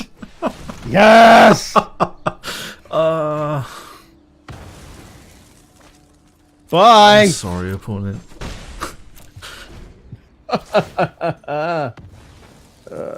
Oh, all their knights get... Oh, never mind. What knights? Yep. Well, there's the justification for putting Find Finality in that deck. Woo! There's a Bugler. I think he's gone through 3 or 4 of those things. He also didn't hit anything with it. So yeah. He's probably going to sack the Fountain for card draw. Fountain of Renewal. Beginning of your upkeep, you gain 1 life. 3 mana, sacrifice, Fountain of Renewal, draw a card. That seems weird. I guess Fountain of Renewal is specifically to fuel the Pride Mates. Oh look, a Hunted Witness. Yeah. Oh look, Vivian Reed. Hit him for 1 with no respect, exactly. Vivian Reed! Now, I could -3 to kill the Fountain. Tear this place apart. But I'd rather +1 and find a creature. Meet my newest Or 4 lands. Wow, that's... Okay. I'm specifically not attacking... Yeah. But you can do the same thing next turn, right? I'm specifically not attacking so that we can chump block one... Well, not chump block, but destroy one of the Buglers when he tries to take out Vivian. I was trying to say a 5/7 is not chump blocking, sir. Oh, wow. Oh, he's sacking it to draw a card. Okay, he's desperate. He's got 8 mana on the board. We've got, I don't know, 47, something like that. Oh, you just look. Oh, no, there's a 5/7 over there. Hey, it's a spare Vivian Reed. balance comes. Carnage Tyrant. This is where the fun starts, kids. Look, we have an I win card. The good thing is, the turn after next, we can Emblem Vivian and then play the other one. Oh, we can't. Ooh. Okay. Assuming that she survives that long, of course. Right. He might swing the whole board at her right now. We don't know. He's kind of at a point where he's like, he kind of has to. Oh, he's out. Nope, he didn't. They passed it. Oh, Ravenous Chupacabra, too. You could take out a blocker. Jade Light Ranger. Chop, chop. Kill one of the Buglers, the Pride's mate. Yep. Just for the point of record, Chupa Chups are actually a lollipop down here. It's a Mexican candy export. Why you leave? I didn't even get the emblem. There we go. 29-12, and they conceded. You know what? I think it's game over. I'm gonna leave now. Click. The double frame finale top deck was just insane. Board wipe. Oh yeah, 2 turns later. Board wipe. Yeah, refill my board. No, board wipe. No, I said you can't have anything. He still had 29 life as well. Yep, 29 life. I was like, this is going to take us a while. We could probably kill him when we got the right cards. In fairness, it's going to take a bit. In fairness, we would have just emblemed conceded next turn and had a 9/6 indestructible trample vigilance Carnage Tyrant. Wait, plus we would have had 7/9, yeah. 7/9 Yeah. wild growth, whatever. Yeah. Oh my god, that would have been nasty. Okay, so after. Wait, come back. We didn't even beat you bloody yet. So exactly, our preacher. chart, we'll bring back up. I think next is Yes, combo. we swing back around. We did mid range. Ramp Next is slash combo ramp. Okay. Yep. So Yeah. ramp/combo is always the janky shit. Like I can't even pretend that it's not. Like the chances of a combo deck working, You've got to have are a couple of those. pretty minuscule. Low. Yeah, you have to hit a specific 2 or 3 cards working in harmony that you have Yeah. to draw and get on the board in the Um, first place. I'm going to use Angel Factory as an example. So this Combo. is very, very, Okay. very much a combo deck. You could sort of classify it as an aggro deck, but it's built around Divine Visitation. Right. I was going to ask. Divine Visitation is Yeah. the central combo Yeah, card. That's the the point combo is key, you right? basically put Yeah. Divine Visitation out and then use things like Spore Swarm, use Saproling Migration. If you flip the Danto, you use it to make tokens. And instead of making 1/1 Saprolings or Vampires or whatever, it makes 4/4 Angels instead. Yes. With flying and vigilance. And yeah, Yes, much and pain. pain in So the we neck. have basically everything in this either makes a token or is Divine Visitation. What's Dawn of Dawn Hope? of Hope, Right whenever below you that? gain a life, you may pay 2. If you do draw a card, you can pay 4 to create a 1/1 white soldier creature token with lifelink. Okay, yeah. And then go back up to Legion's Landing. Legion's Landing is only a 1 mana, but it's a legendary enchantment, which means you only have one on the board at a time. And it transforms into a legendary land. When you attack with 3 or more creatures, transforms. So you have to get... When Legion's Landing enters the battlefield, it creates a 1/1 white vampire creature token with lifelink. And then you have to at least attack with 3 or more creatures. And then that transforms into a land with a bird. Basically, yeah. Basically. Yeah, cool. A very cool card. I have, I think, 1 or 2 copies of it. I haven't had a chance to really use it effectively yet. Note I said effectively. I have tried to use it, not effectively. Yeah, okay. So Legion's Landing, Divine Visitation. I actually have a pre-release copy of Legion's Landing on paper.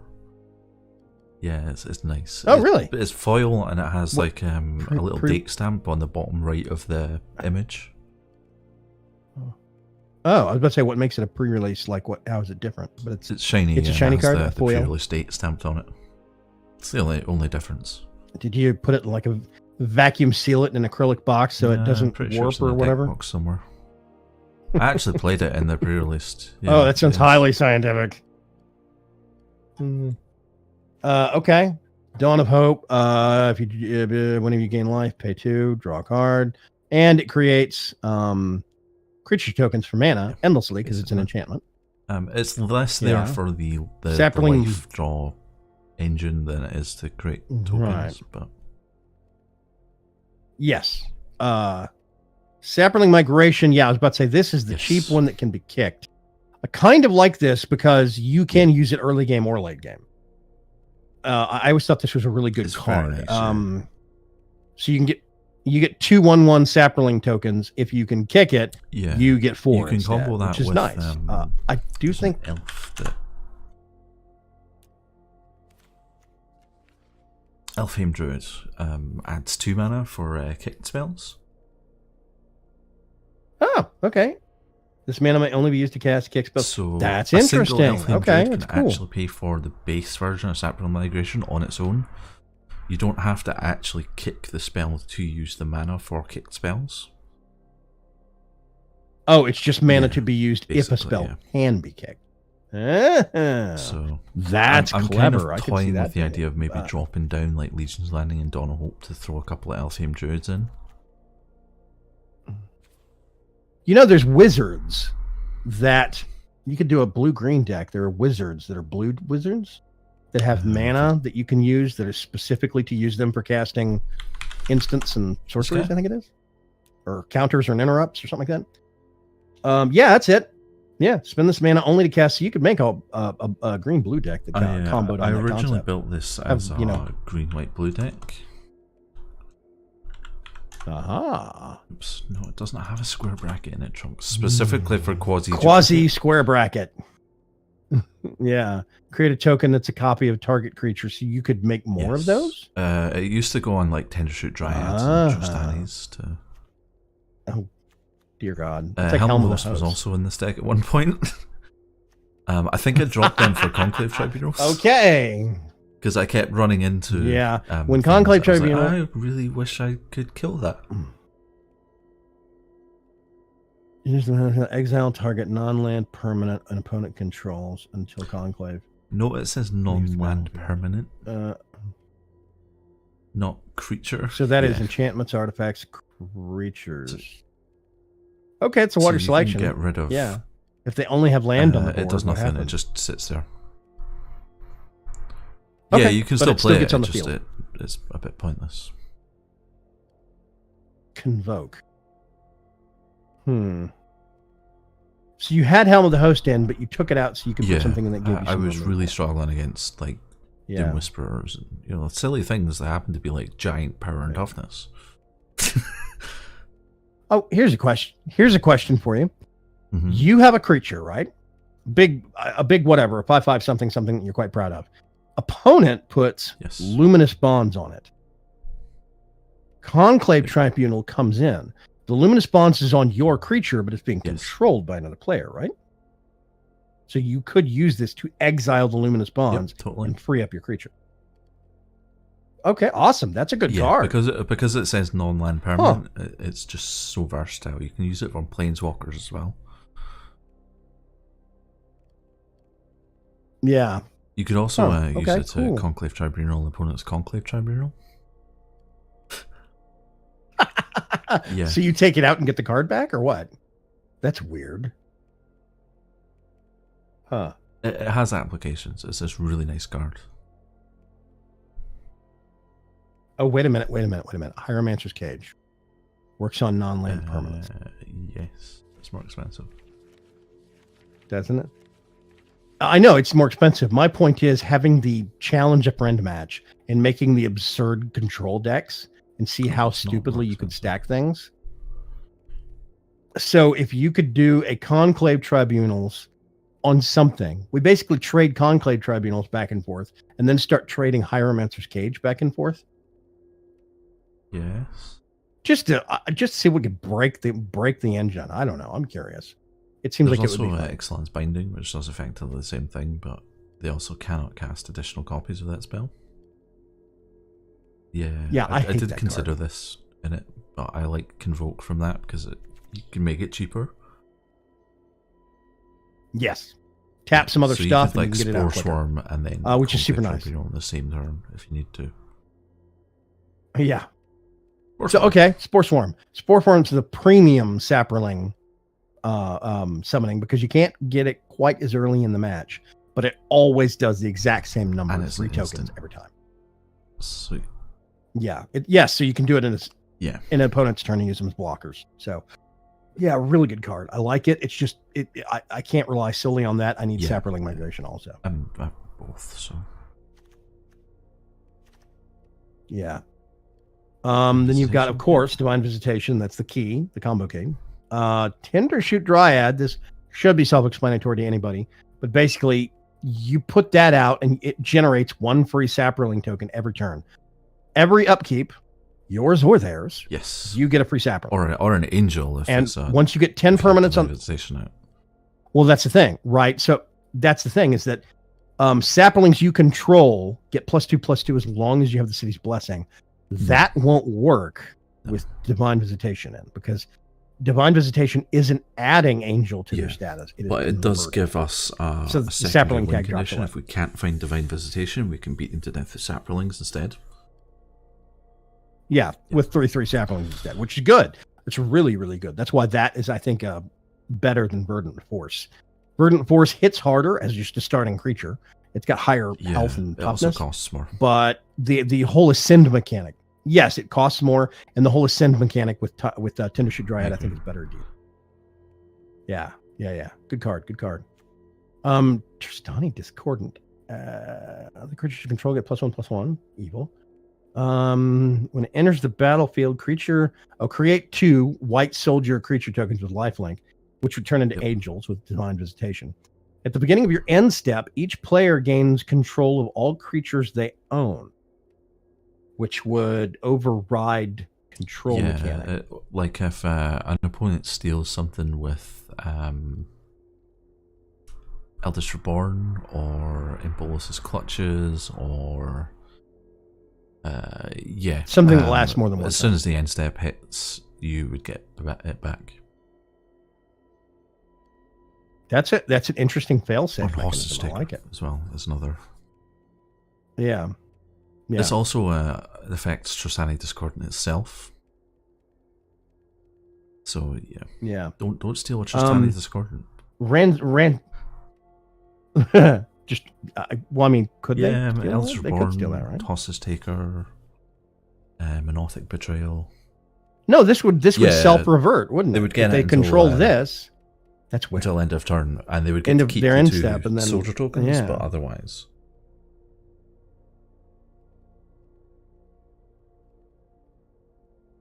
Ranzer brings up with the Tindershoot Dryad.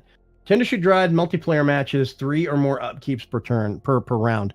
I cannot wait until the day that they finally decide or they try and figure out a way to do multiplayer, like multi-participant matches beyond 3, like maybe 4 if you could do Commander, or just do even normal deck formats, but actually have 4 people instead of just 2. I cannot wait for that day to hit. I think it's going it'd to be be super fantastic. awesome. Hi, honey. It's going to be evil. That's when my Verizka's deck is going to come back out and really wreak havoc. Okay, so below Tristani Discordant. Is that a new thing? I was about to say, you walked in the door and I didn't recognize it at all. I was like, she didn't leave the house wearing that. Yeah, she's been going over to our friends. We have a friend that's got a crazy big house with sewing machines and a big huge crafting room and stuff. So she's been going over there and making clothes. Hi, Jan. And she's got a shit. I don't have my webcam on, but yeah. It looks looks awesome. I fantastic. like it. Yeah, Trunk says it looks fantastic. I don't know. Yeah, I think he's crazy too. March of the Multitudes. Oh, this is an X casting cost card. I always love these. Create X white soldier creature tokens with lifelink. Yeah, did you get water? Yeah. With wait a minute. This has got Convoke. Can you do Yes, Convoke yes, for you the can. X cost or just the base? So if you have a whole pile of Saproling tokens, or I guess if you have Divine Visitation out, you just have tons and tons of. I think I have to see this deck work. I really want to see this deck work. Sun Petal Grove. Okay, yeah. If you control forest or plains, that's the good ones. What is this called? What do you call it? A check land?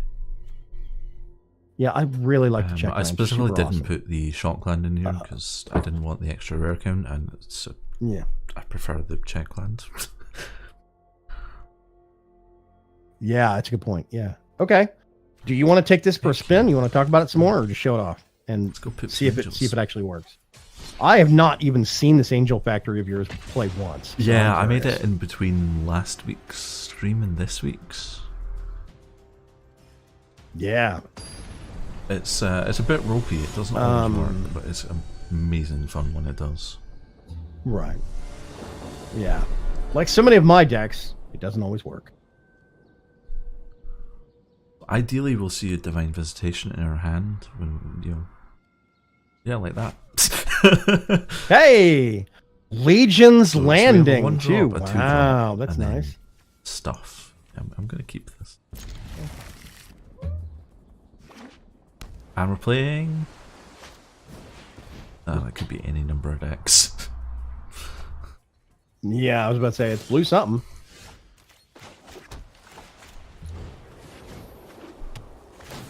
Hello. Okay. Now we need to get more stuff on the board so that we can actually trigger that conversion. They're looking at. Wait, what does that do? Uh-oh. Is it? Is it? Probably, is it Drake's or See, is it's a it joke. Phoenix's? It's a joke, people. It's a play. It's a play on words. You see. It's funny. I'm sorry, Amara, Soul of the Accord. Whenever Amara, Soul of the Accord, something. Yeah, whenever she becomes tapped, you create a 1/1 You white can- soldier creature token with lifelink. Apparently Lightning it does strike, not no. like that card. I think that was one of those. Okay, I've got some cards in my hand. I may as well start using them. Whack. Okay, so this is looking. Ooh, is it burn? Gutter. Gutter. Okay. Yeah, I've faced this deck before. Cottonclave Tribunal. Bad gutter snipe. No sniping for you. 2 divine visitation. Yeah, Okay. no, Wait. no, they don't. If you have snipe. 2 of those No, up, it's not. is it a legendary enchantment? It's a replacement They don't- effect, and you can only it replace just- an effect once. Once. Okay, so it basically gets the angel and Yeah, replaces it basically. with a second angel.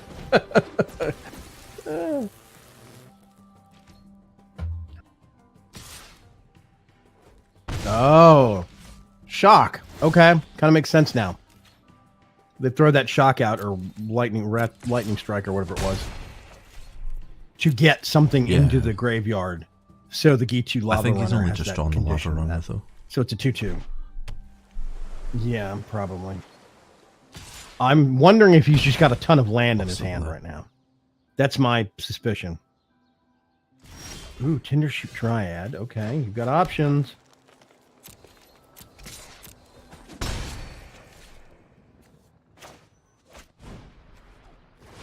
I'm doing this so we can transform Legion's Landing next turn.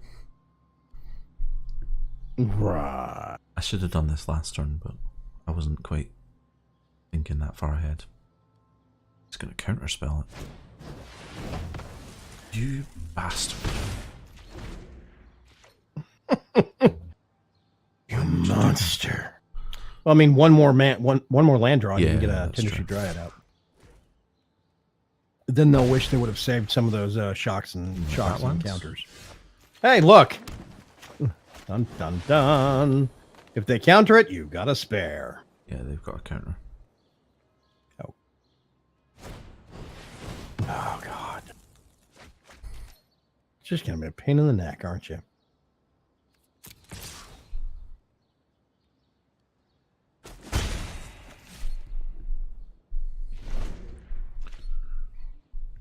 Really needs to transform Legion's Landing so we had a second white source. Yep.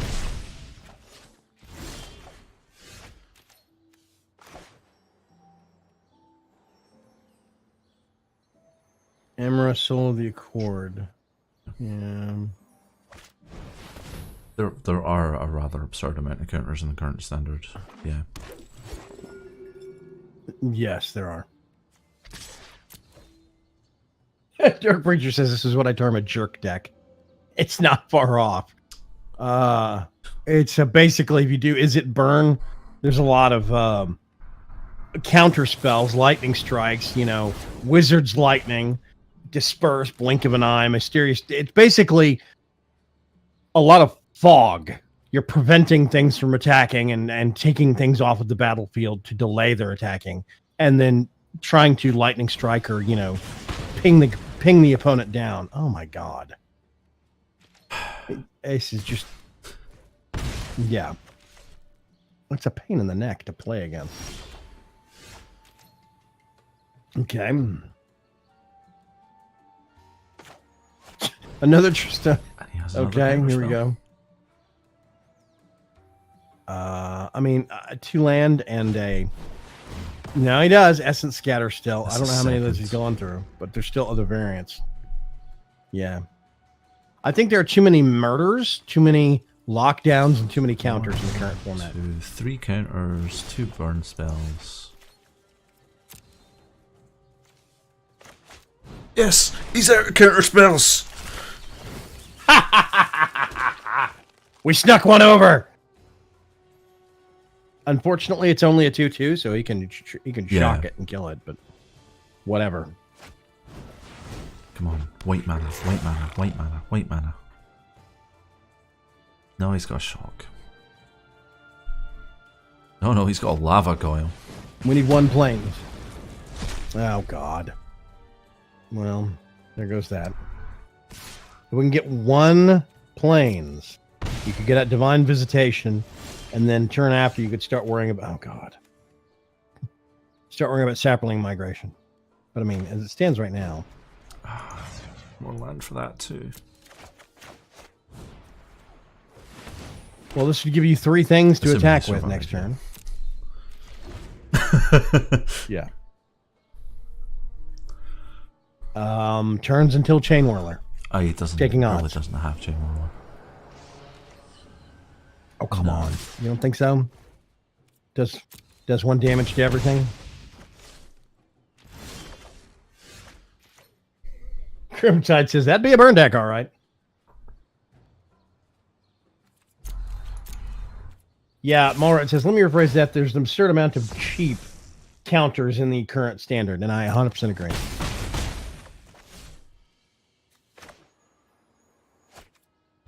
I'm gonna have to Spore Swarm.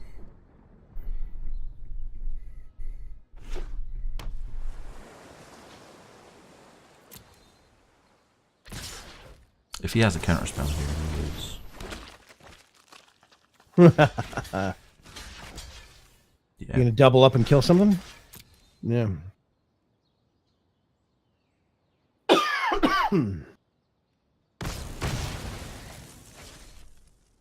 Well, that one sides it a bit. Oh, look, there's that white mana we needed several turns ago.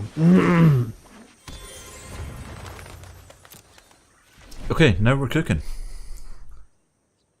Theoretically. Until he blink of an eyes it. Oh look, counter snipe. Got it. Again. If he has a instant or sorcery, we die. He's checking out. Assuming it's a shock. He just has to shock our face right now.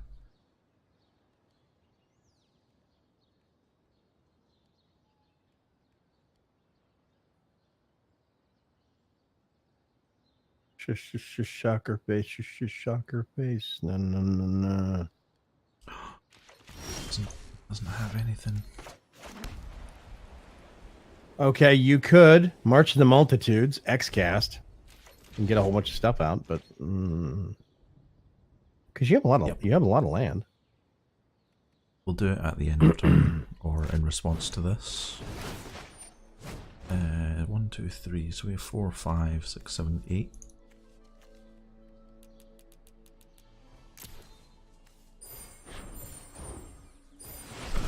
Boom!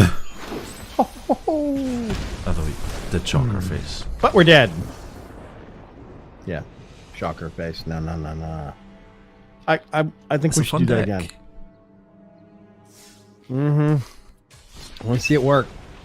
I mean, it didn't worked. work, It just yeah. didn't win. Yeah. Honestly, that was like the ultimate counter asshole just deck for the anything. number of counter spells. Because it had, what was, I mean, it's somewhere upwards of what, either 14 or 16 counter spells.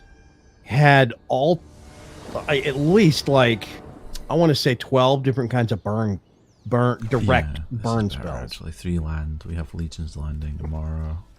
Yeah, this is good. I like this. Let's go with this. Yeah, I mean, you had Essence Scatter, Eye and Eyes.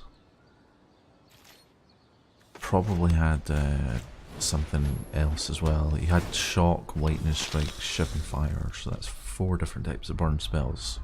Mm-hmm. Yeah, that's just insane. Yeah.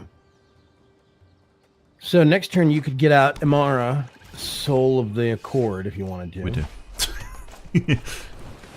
Yeah. We do. We do. Create a 1/1 white token. Yeah, 1/1 white soldier creature token with lifelink. And he's going to fungal infect our token. Mm-hmm. Yep. You think? Nightmare's Thirst. Yeah, probably. Oh, okay. He's trying to stop us flipping Legion Landing. He's also playing a white-black vampire deck. Oh god. Eternal Thirst modified. Yep. I think you've got too many rares in this deck for this to be Eternal Thirst vanilla. I think it's got to be a modified version of it. Yeah, That's my I'm theory. pretty sure it's modified. I don't want to trade Amara with the Bishop's Soldier. Yeah. Wait a minute. When Amara becomes tapped, Yes. does that include Convoke? Yep. Really? Okay, that's interesting. So March of the Multitudes can trigger Amara. Oh, It's one of the reasons she's in this deck. So when you use her to convoke, she generates a token. Oh, of course. Oh gosh, if Vraska's Contempt, Murder, there is Cast Down, there is Ravenous Chupacabra. Yeah. That's just black, It's also Walk the Plank, Eviscerate, and that's standard format. Lich's Caress. Yeah, so many more. So much removal or counter in this current format. It's just okay. I can't create tokens. I kind of say, Yeah. I kind of say take it. There is that we have to deal with, but you know, whatever. Yay. Oh god. So far, this is looking like vanilla Eternal Thirst. I'm not sure what's been modified, if anything. It may not have been modified.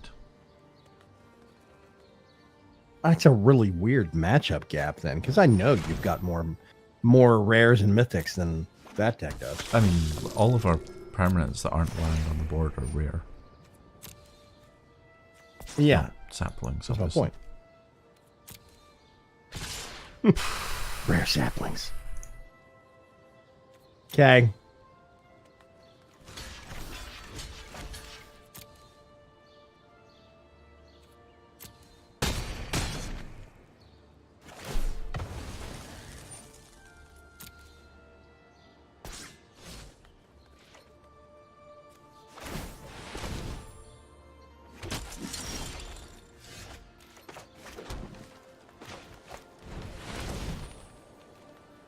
He has a Nightmare's Thirst in hand.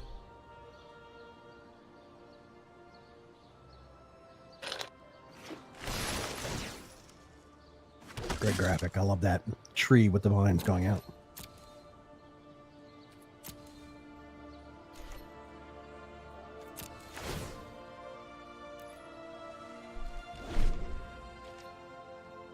We may have to march next turn.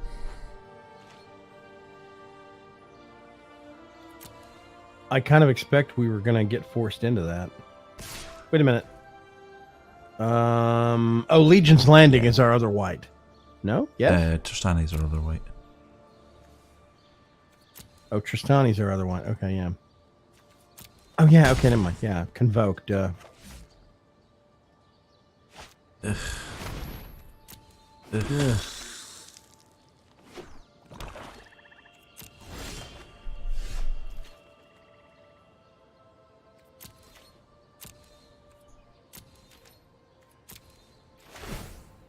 This is bad. Yeah. Tristani Discordant, Tendershoot Dryad. You do have enough to get the Tendershoot Dryad out. You could at least make a steady supply of blockers, unless they've got more murders they're waiting to use. Which they probably do. Oh, God. Oh, that's bad, man.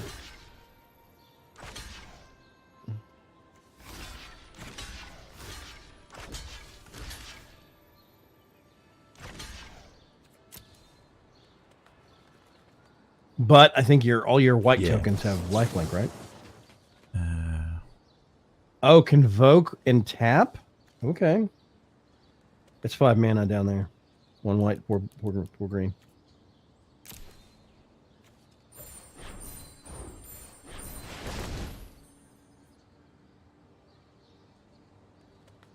They don't have a counter. No, it's unlikely. Right? Just in it. By unlikely, I mean no. Okay. It does get 4 tokens on that. So. That is Johnny's pride, mate.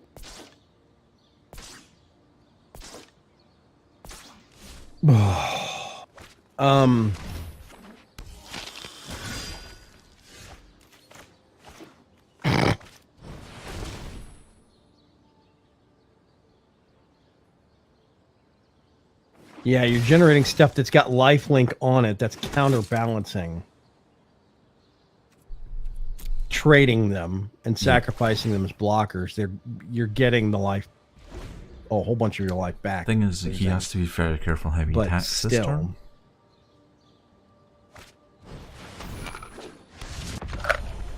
Oh crap! That's what the change he's made.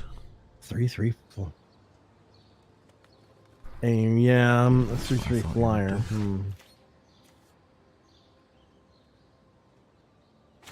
Resplendent Angel flying at the beginning of each end step. If you gain 5 life or more, create a 4/4 Angel token with flying and vigilance. Sounds familiar? The good thing is that our saplings are 4/4s. Yeah. Oh dear God. Okay, that's nice. And at least the Dryad is a 3/3 now instead of a 2/2. So he's only going to attack for the angel, but he's going to pump the angel so he gets another angel.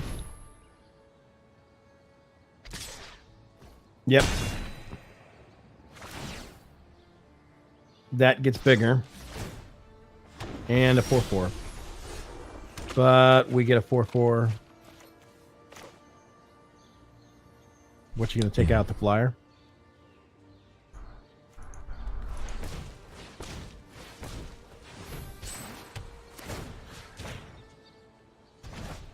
Goodbye. So you got a 4/4 flyer to worry about. And you are throwing a 2/2 across the line.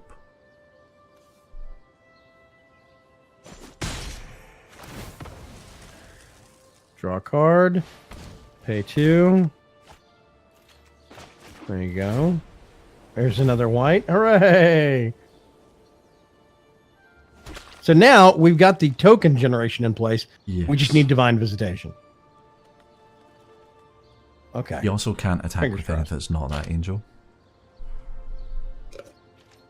Because we'll just why? his board. It's true. Unfortunately, that angel is got us on a 2-turn clock. No, it doesn't. Enclave Tribunal. Oh, hey. Not anymore.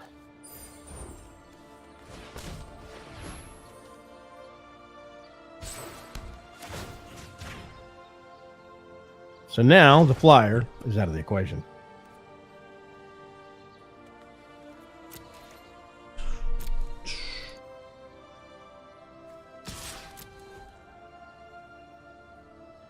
Yeah, Now it has to Exile block and with Oaken something. destroys it.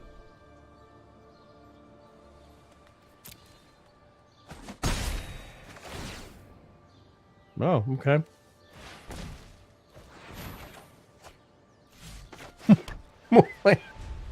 You know what? Screw you, game engine. Screw you. I mean, really. Now he's going to start buffing up the Paladin as well by letting us ping him.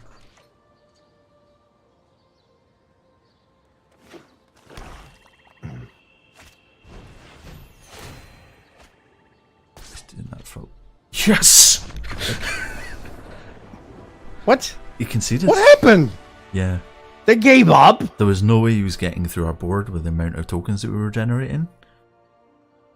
Oh my And he knew God! that the What longer the the game hell? went, the easier it would be for us to win because we just go wide and just destroy him eventually. Yeah, Mallrat pins it. They lost momentum. You'll thank me later. Oh, Teferi. You know, congrats for getting I it, but already have screw 4. you. I hate you, Teferi. Oh, I unfortunately can't redeem the alternate art ones anymore because they. Do they not even show up anymore? They might not even show up anymore. These ones. Those were beta they were limited or they something. basically cards? turned off the ability to Oh. craft them like maybe 4 weeks ago. I'm sure it was like mid October, Yeah. beginning of November, and I found out like a week later. Yeah, it was like Yeah. alpha limited or something like that, where certain period of But, time I do unable to have- redeem. I do yeah, have a rally. which is a shame, but whatever. I do have an alternate or RAL, which I'm okay with, but yeah, you can't redeem Ooh, the that's wild nice. cards anymore. There's also Vraska's got a full art version, which is a shame because those are actually really nice. I Yeah. agree, Grimtide, so that is what they should be selling. Okay. Prettier versions of cards. Yes, they should. Yeah, you can just sell those in the store for a couple of bucks a pop. Okay, so we need the chart. Where's the chart? Angel Factory. Well, no, No, we've it's gone not all the way around the control. circle. Yep. Did we? Oh, we went clockwise. That's right. Yes, we still have control. That's what I said, Trunk. Shut up. What deck are you going to do for So, control as best example? there's 3-ish streams of control. You have no control, as I like to call it, which is effectively opponent goes, "Can I play this?" and you say no. Okay. Yeah. No, no, you can't. Effectively yeah, okay. counterspell. That's clever. I like that. You have board control, which is opponents can play things, but then you just instantly kill them, either through burn or just straight up removal. And the last one is hand control, so you control what is in your opponent's hand. Okay, hand control has always been one of the most not exotic, but what it seems like one of the most magical of control types that I've always wanted to mess with, but I've never really mastered. Common one because it takes a specific types of cards to do so. But with things like so we have like duress. So you reveal the opponent reveals their hand. You choose a non-creature, non-land card from it, and they discard it. You have Thought Erasure, which is the same, but it's just non-land, so it also hits creatures. Yep. That's why I love that card. It's non-land. Which gets rid of artifacts or creatures. Wait a minute. Go back to Divest real quick. Flitter sprites collect unusually valuable things: coins of fallen empires, baby teeth, and memories of treasured names. That's a creepy quote. Okay, go ahead. Sorry. I saw that. I was like, what? Wait. Have things like Mind Rot. It's just discard 2 cards. You have Burglar Rat, I think is the card I'm thinking of. Yep, Burglar Rat. When it comes into play, discard a card. There's another blue. There's another 1 casting cost black card that I can't remember the name of.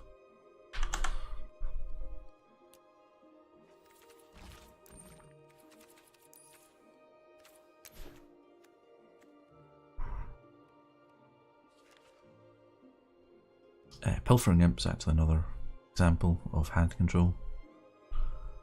Not the one I was thinking of, but since we're here, I may as well mention it. Vicious Rumours, that's what it was. Yeah. So for 1 mana, this does damage, they discard a card, and you remove the top card of their library. And you gain a life. It's like insane value for 1 mana. Yeah. Yeah, that is actually a lot of value for 1 mana. That's interesting. And it's a common. It's nuts. That's a good card. So, I mean, there are like a lot of tools for hand destruction or hand control in this current standard. Yeah. All right, it says counter, bounce, and mill. Bounce is viable. I wouldn't consider bounce to be a true control mechanic though, because you need to pair it with either a discard or a counter for it to actually get rid of the threat permanently. It's more of a delay. It's like the bounce. It's like the bounce tool is a Yeah. subset of the hand control set. And mill, or something. yeah, I mean, I guess mill could potentially be a fourth type of control. I generally consider mill to be more of a combo archetype than a control archetype, because you tend to need to have a lot of moving parts for mill. But yeah, it could be also a control element. I can't argue with that.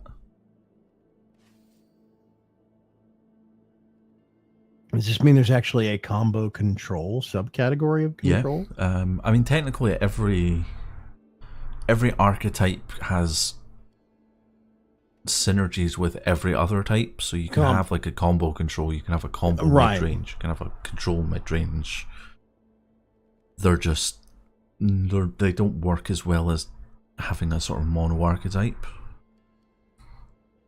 Right. So, do you have a specific, like, I see you have a Dimir control deck. I also have Jeskai control and Esper control, Orzhov control, Rixus control. Wait a minute, Jeskai control. That's Jeskai control is the one you said earlier. That guy's either running Jeskai control or Jeskai Drakes. So what is Jeskai control? I know it is actually a kind of a big thing. Jeskai control is effectively blue, white, red control. It runs blue for your counter spells, and card draw. White for Cleansing Nova, which is board wipe, Deafening Clarion, and Teferi. And the red comes in for things like Justice Strike, Ionize, which is another counter spell. That's more removal, Deafening Clarion. And some of Jeskai decks run Drakes, others don't. But I liked having the alternate win condition other than Teferi. Because if you... Syncopate's also a counter spell. Yeah, okay. Teferi. I was about to say Syncopate. You also have Expansion Explosion in this as well, which is technically another win condition as well. Yeah. Okay. So back up to Teferi. He's Teferi effectively says the opponent no longer gets to have fun. Yeah. So his +1 is draw a card at the beginning of the next end step, untap up to 2 lands, which means you have 2 lands during your opponent's turn. A minimum of 2 that you can use for stuff like quick counters or whatever, or whatever the case may be. Instance. -3. Put target non-land permanent into its owner's library, third from the top. So you're taking something. You're not just taking it off the battlefield and bouncing it back to the hand. You're rewinding it several steps into the library. So you're taking it out of the equation for like 2 or 3 turns, depending upon how much card draw they've got. And then -8, you get an emblem with whenever you draw a card, exile target non-permanent and owner and opponent controls. So you get to exile something at the beginning of beginning of your step. Every step. I mean, beginning. Yeah, your draw phase. And anytime you draw a card from other card mechanics, you exile a permanent and opponent controls. Yes. And that's just permanent. That's lands, enchantments, anything creatures, that is on the battlefield. Everything. That's flipping evil. It's is. just downright nasty. Oof. Okay. I don't like this deck. I have it. I've played it a few times. I don't like it.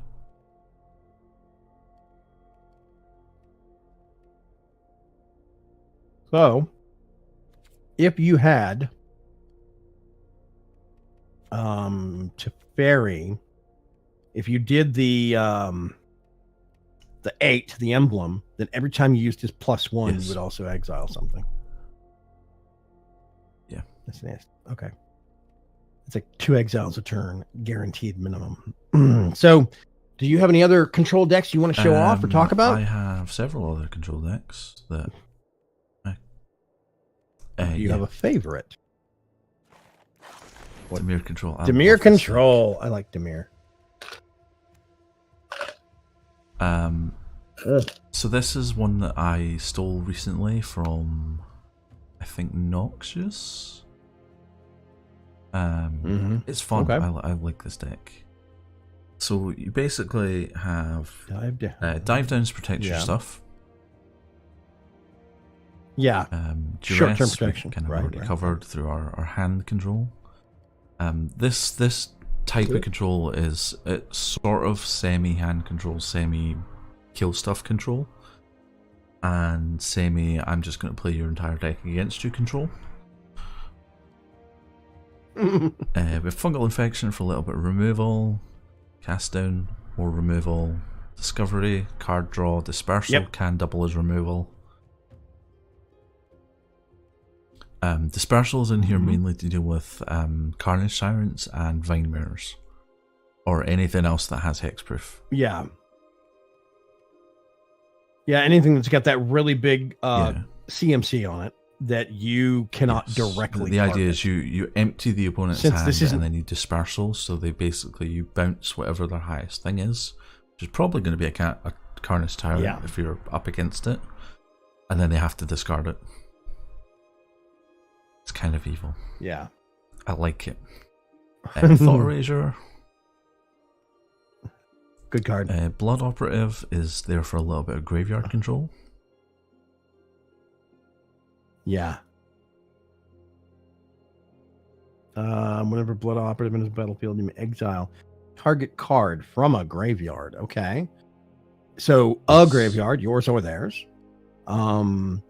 Exile something. So if you have removed something and you don't want it coming use back, this to exile it.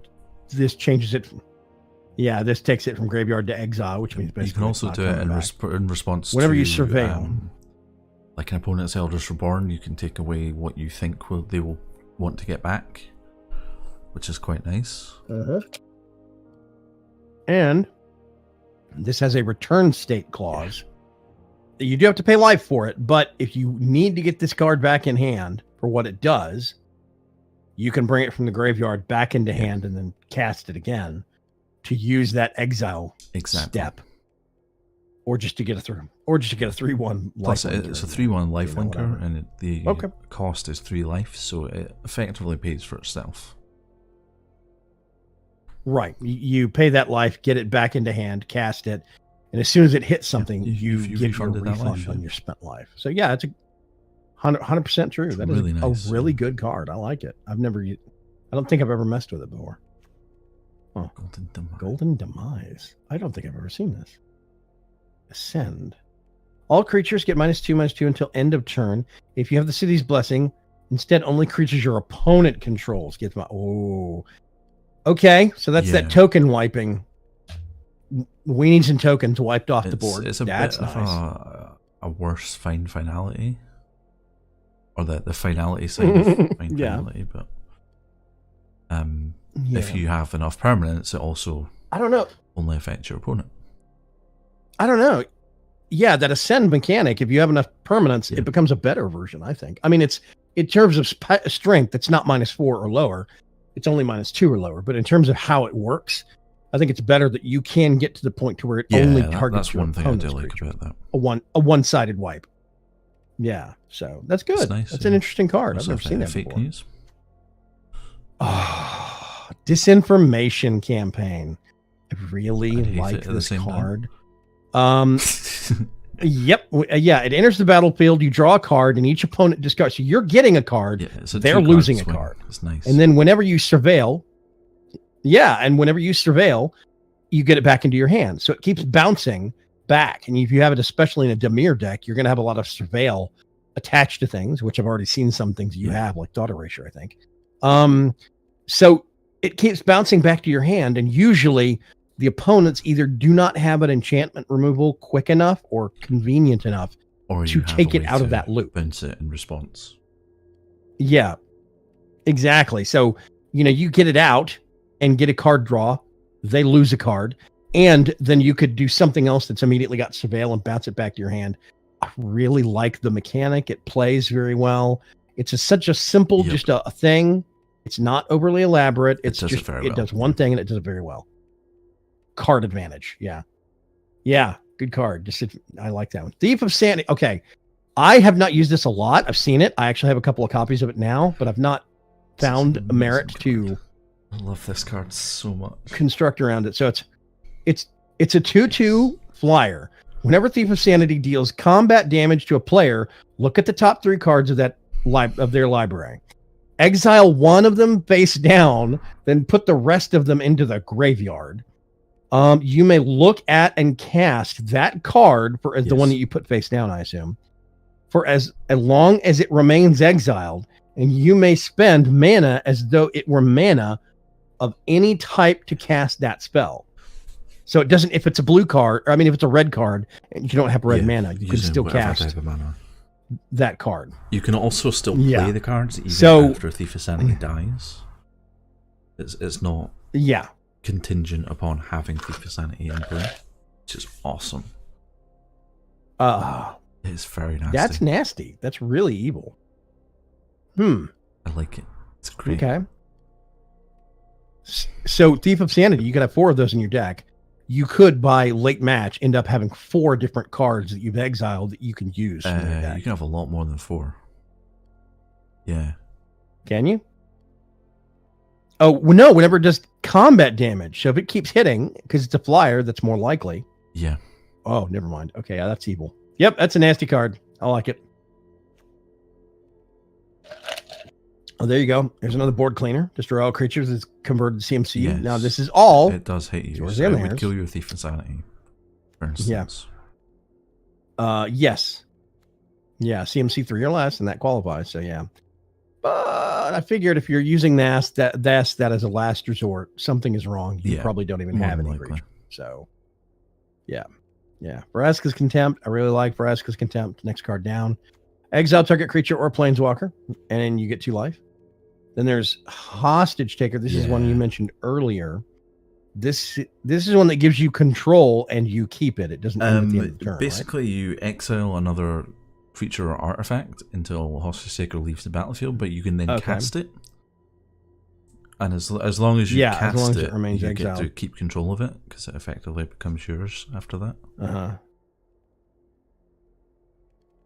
So this is a variant on Thief of Sanity, but it only happens once with this card when it enters the battlefield. Okay. Huh.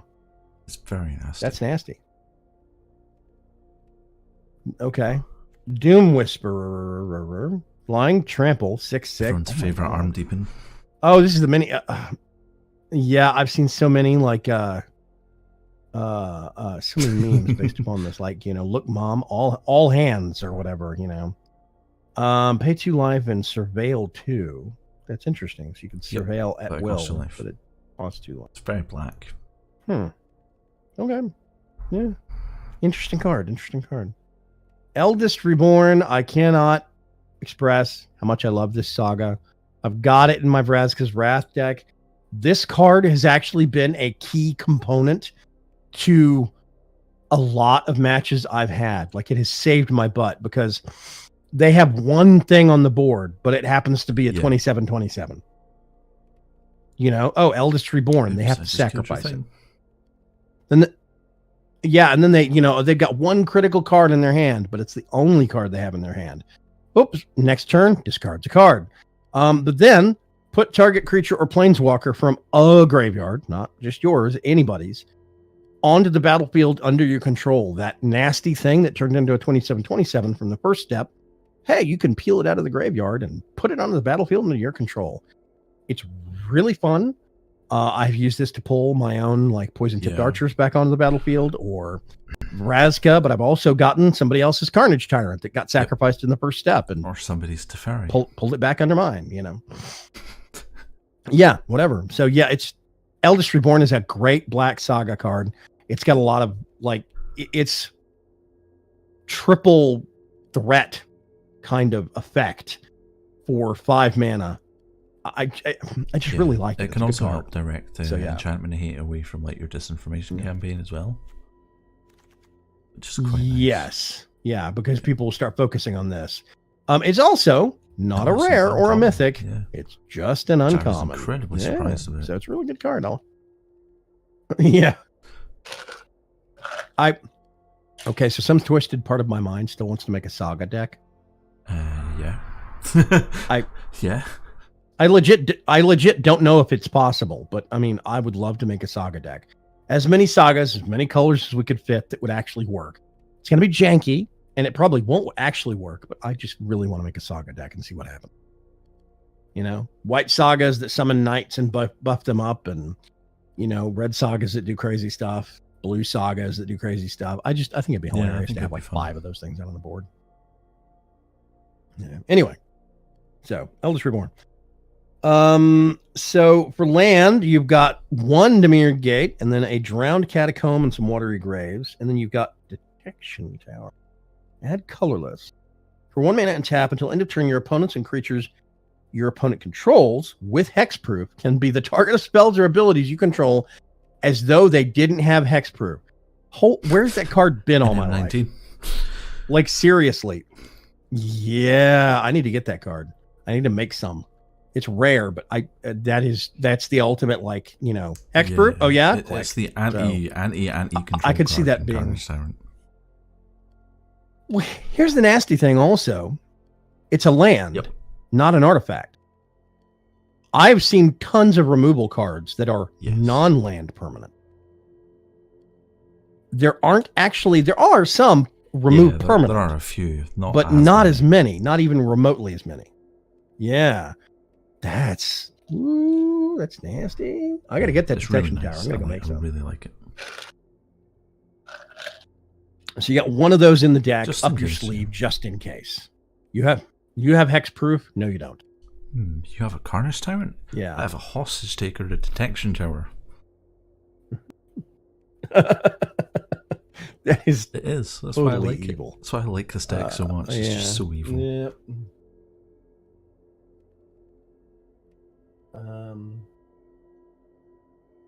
How much do I need to pay for all those wild cards? It says Midnight's Fox. We were joking about that at the I could beginning of the answer that stream. question, but it hurts me more than I care to admit. Yep. It's a lot. It's not cheap. Yeah. Okay. So Demir Control. We actually are like 30 minutes over on our normal like time run, but I would like to see if you Okay. can make this work at least once. I think it could be fun to see it work, snap together a little bit. Odds are we're going to get paired up against something that is the 100% opposite of what this needs to see, but We'll probably know, end that's up against matchmaking for like you. either another control deck or red deck wins. yeah. Meta Thulu. Get this. Okay, This that's guy actually a clever 100% name. I wins like the it. name contest. Meta Thulu, that's great. We have a turn to Like an evil turn god that 3 knows what the gray. meta is. He's mulliganed out 6. I'm going to keep this. Technically, wouldn't Deadpool be Meta Thulu? Yes, just with less tentacles. He's almost unkillable. Yeah, he's almost unkillable, and he actually knows what the outside the box picture is. That's funny. I mean, he doesn't have as many tentacles, but still, I'm quite sure that could be I think he'd arranged. probably enjoy tentacles too. No comment. Drowned Catacomb, Island, Swamp, Thought Erasure. Okay. So you don't have as many turn 1 options unless you draw something. Oh, they mulliganed down 1. Okay. Island. Which means, is Drowned Catacombs a check land? Remind me? Okay. So that means you can put that out for 2 blues or a blue-black, whatever you wanted to have access to. This is Black Red Burn. Yeah. Oh, there's a red saga in there. I saw it. Graveyard. Alright. Okay, discard your hand. Draw 2 cards. Yeah, if a red source would... Oh, actually, I can go check over here. Hang on a second.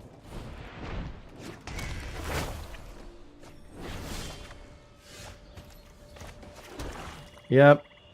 If a red source you control would deal damage to a permanent or player. Yeah, okay. So Flame of Keld could be inconvenient, to be sure. I'm really hoping he's not drawing a shock. 'Cause that would suck right now. Yeah, the Midnight's Fox talking about how there's a discard a card or discard an enemy card and surveil what we just played card. It's such a no, it's a really good such a good Dimir card. Yeah, Thought Erasure is immense. Yep. Yeah, it's a really good card. Super useful. Why did I 100% agree. Play that? No clue. So now you have 3 Doom Whisper. Oh, it's nuts. What is wrong with the card shuffle engine? Oh my god. Okay. He's probably going to kill us next turn when Flaming Keld hits 3 anyway. Probably. Okay.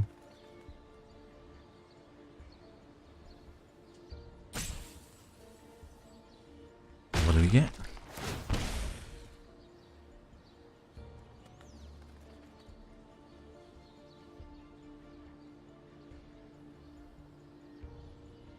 Thief of Sanity. Oh, Lightning Strike. Hello.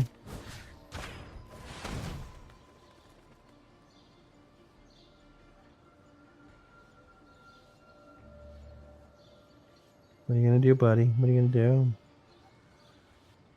Click the button, buddy. He has a Lightning Strike in hand. I think.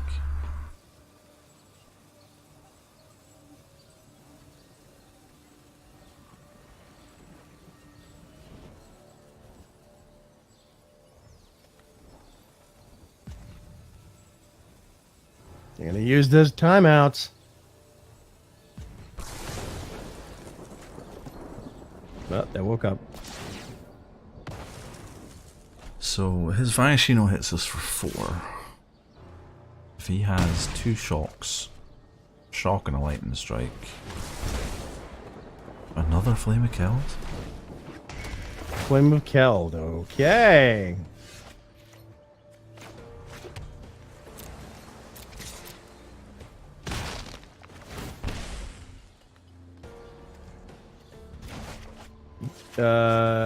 I'm doing this for the life. Right. No, that makes save sense. Us.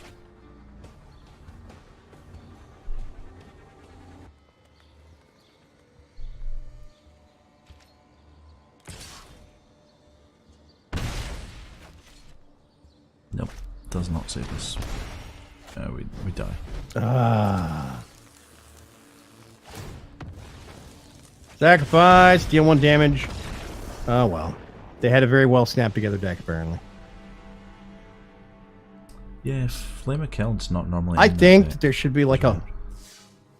Yeah. Well, I think that there should be like a log, a combat log, like a match log somewhere where you can go and see what matches you had against what deck types, and you can get the link. Yeah, the export so you can take for the person you face down. Play it. Yeah, that'd be awesome. I think that would be really cool. I don't know. Maybe they're worried about people wanting to keep decks secret or something. I'm not sure. Duress, we have card draw. We don't particularly have any land. Screw it. We're keeping it anyway. Which means you won't get any.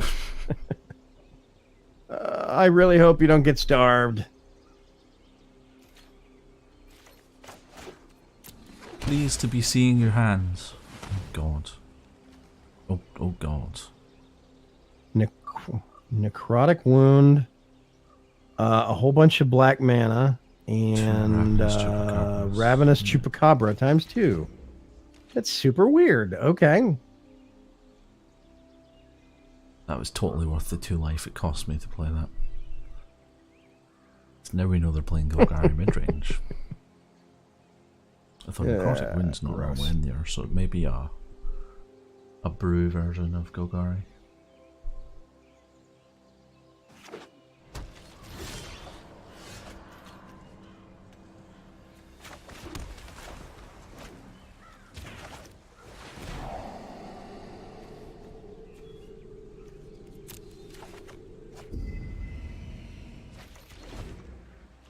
Yeah, I would quite like the cast down, but Thought Eraser's going to help me more here.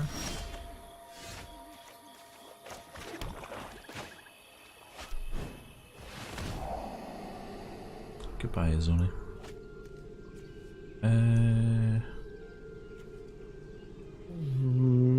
Malrat says, in regards to the game the card shuffling mechanics, the problem is it's pig-headed fixed adherence to random. People don't actually do random shuffling when playing the card. Yeah, yes, 100%. that's true. I do agree with you, Malrat. They have a true random, like a so close to true random that it's inconvenient. So you can have situations with the top 30% of your deck or library is nothing but land cards in a row. You can have situations where the land cards are all in the bottom 30% and you never draw any more. They need to have some contingency, some convenience mechanics added to the card shuffling so that there's not too much of one thing clustered together in big stretches of like 5 or 6 or 7 cards in a row. You could Braska contempt that thing, cast down, kill it. Yeah. Since it's a non-legendary and you keep Braska's contempt for something bigger. Oh, you still have another cast down in your hand. I didn't pay attention. I could play Doom Whisperer, but he has another Ravenous Chupacabra in his hand. So it's just gonna die. Right. So you want him to get that out, but they're gonna save it until you play something. I think he's playing Golgari control, but he has a Zoni, so... Control Fest 2018. Okay, Doom Whisperer. So they play Chupacabra, kill it, and then you just put the second one out. Thief of Sanity, okay.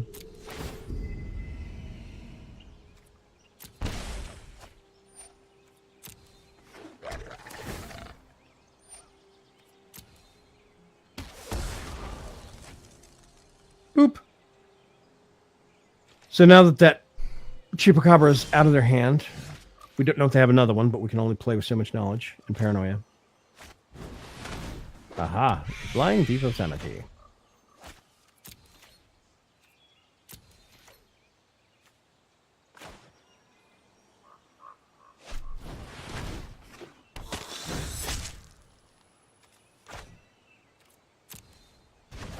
So take the Ravenous Chupacabra out of the equation. They can't fetch it again. Right. Okay. That's interesting.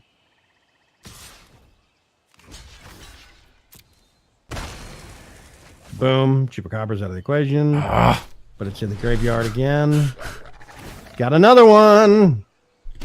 Hit 3. That close together. Wow.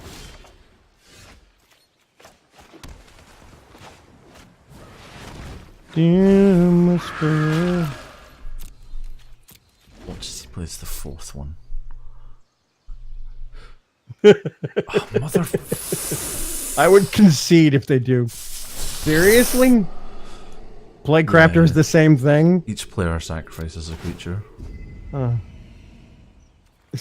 god, pay 3 in life. Yep. So basically, this is a removal deck. This what is the hell? It's control. Oh god, this looks painful to fight. Cast down. You don't get to keep it either. Is there anything that gets in? Any cards that you know of that get the graveyard and exile it? Like the whole graveyard. Okay. I think it could be interesting to do board wipes comboed with, exile the whole graveyards, so they can't go fetch it or play from it. If he's sensible, he plays fine. Just a reset. And gets back the 2 creatures that cause us to sacrifice things. Yep. That's exactly what he's doing. I assume that was the whole concept. No? Blood Crafter. So there's at least 2 more of those in your future. Yeah, but now he has to discard a card.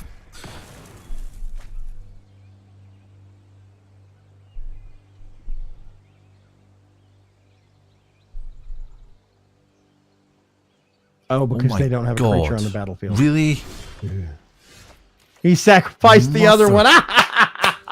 So his top draws of his deck have been Ravenous Chupacabras, all 4, Yep. and Plague Crafters, 3. That's broken. He's gonna There's find something to get wrong back with this 2 game. Plague Crafters. And then play a Plague Crafter. No, Ravenous Chupacabra and a Plague Crafter. He's going for the variety pack. He's going to play the Chupacabra. Get rid of the Doom Whisperer. Which you can't do because we dive downs, but he's got X. He's got Plague X. Crafter. So you dived down. Dive down to prevent the To save- Chupacabra being able to target. Right, that was good. That's what dive down comes in. Super handy. Blood Operative in your hand. And then there is Eldest Reborn. If you play it, he has to discard the Plague Crafter. And he doesn't have another find in hand. If he gets the find on his draw, and he doesn't play it now, next turn, he's got to discard it. So we watch the graveyard. What Another he got? Ravenous Chupacabra? Ravenous Chupacabra. Oh, man. So, wow. It seems like your control is working only slightly better than his.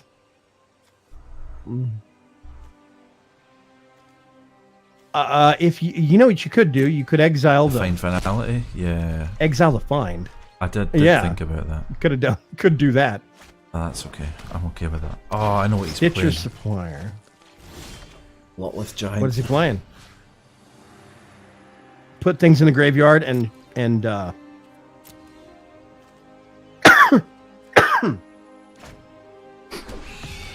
excuse me. Sneezing fit. You put stuff in the graveyard. And play it in the Lotleth graveyard, or Giant, what? basically, when it comes into play, it deals 1 damage to target opponent for each creature card in your graveyard. Mm-hmm. Oh, if you wait a minute, this exiles that card from the game, and Yep. you can cast it, right? So now you have their Lotleth Giant. Oh, I know. dude, you're an asshole. I'm not even sorry. Oh my god! Cape of Sanity for the win. Merfolk Branchwalker. Okay, sure, whatever. Super Squire. Guess what he's not getting next turn?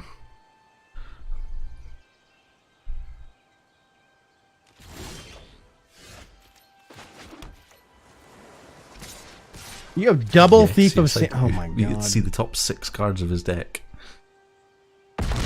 Son of a gun. Okay. Yes. Yes. Yes. I'm 100% behind this. He's going to sacrifice a Stitcher Supplier. Discard something, please. Uh-huh. You've got 2 lands. We may as well play Branchwalker. Why not?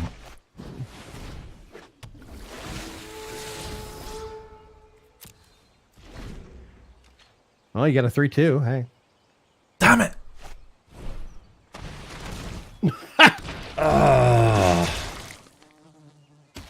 Yeah. Does this win? It does. Okay.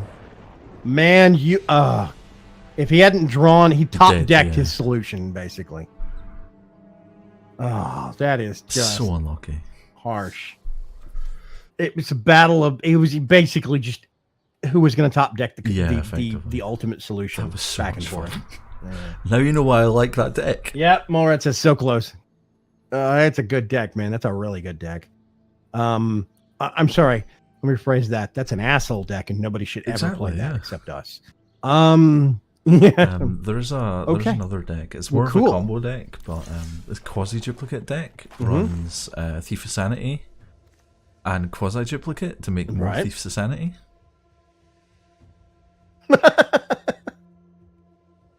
You're a mean person. You know this, right?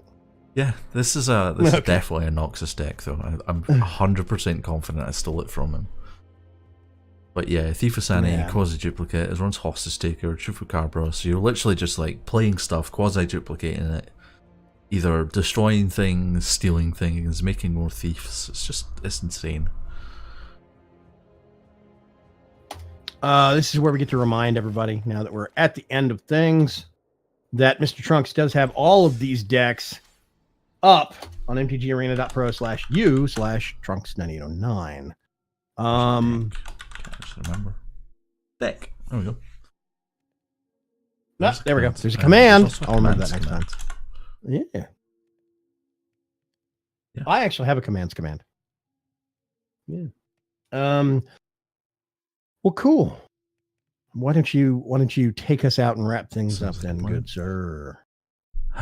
So guys, we are going to call things here. We're a little bit over time, but it's been good fun, so we don't really mind, do we, Vagram? It's been really fun. It's been a good blast, having you man. back on the show.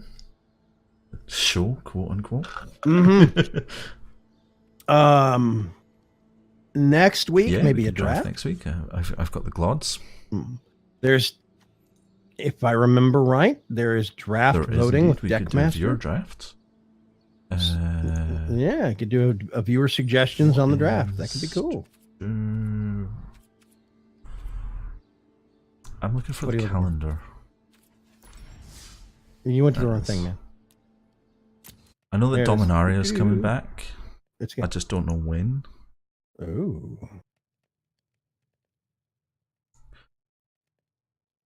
Yeah. Cool. Okay. Dominaria. Well, maybe a draft of is some kind next December week the could be. 7th to the 21st. Which surprisingly is exactly 7th next is week. gonna be. Okay, so we could actually do a Yes, we Dominaria could draft next Do a Friday. Dominaria draft next Friday. There is a high possibility of that That happening. sounds sweet, man. Because I love drafting Dominaria. Yeah. Okay, let's do that. It's- Dominaria is it's a really good brilliant set. set, I've been yeah. liking what I'm getting Really from like it. it. I got like 10 packs from Nice. it earlier this week. Yeah, it's a really good set. So yeah. But yeah, thank you all for coming. Cool. We're going to fling you over to the ending stream screen, and we will run some credits and do all of the good stuff. If you would like to catch up with us outside, we have a Discord over at the League of Ordinary Gamers. Please feel free to come by and pester us. I'm more than happy to play games with you all, teach you more about Magic if I can, and just generally hang out. I will probably be streaming something later on this evening, so keep an eye out on this channel, and I'll be back with either Disgaea 5 or more likely Fallout 76, depending on who's around.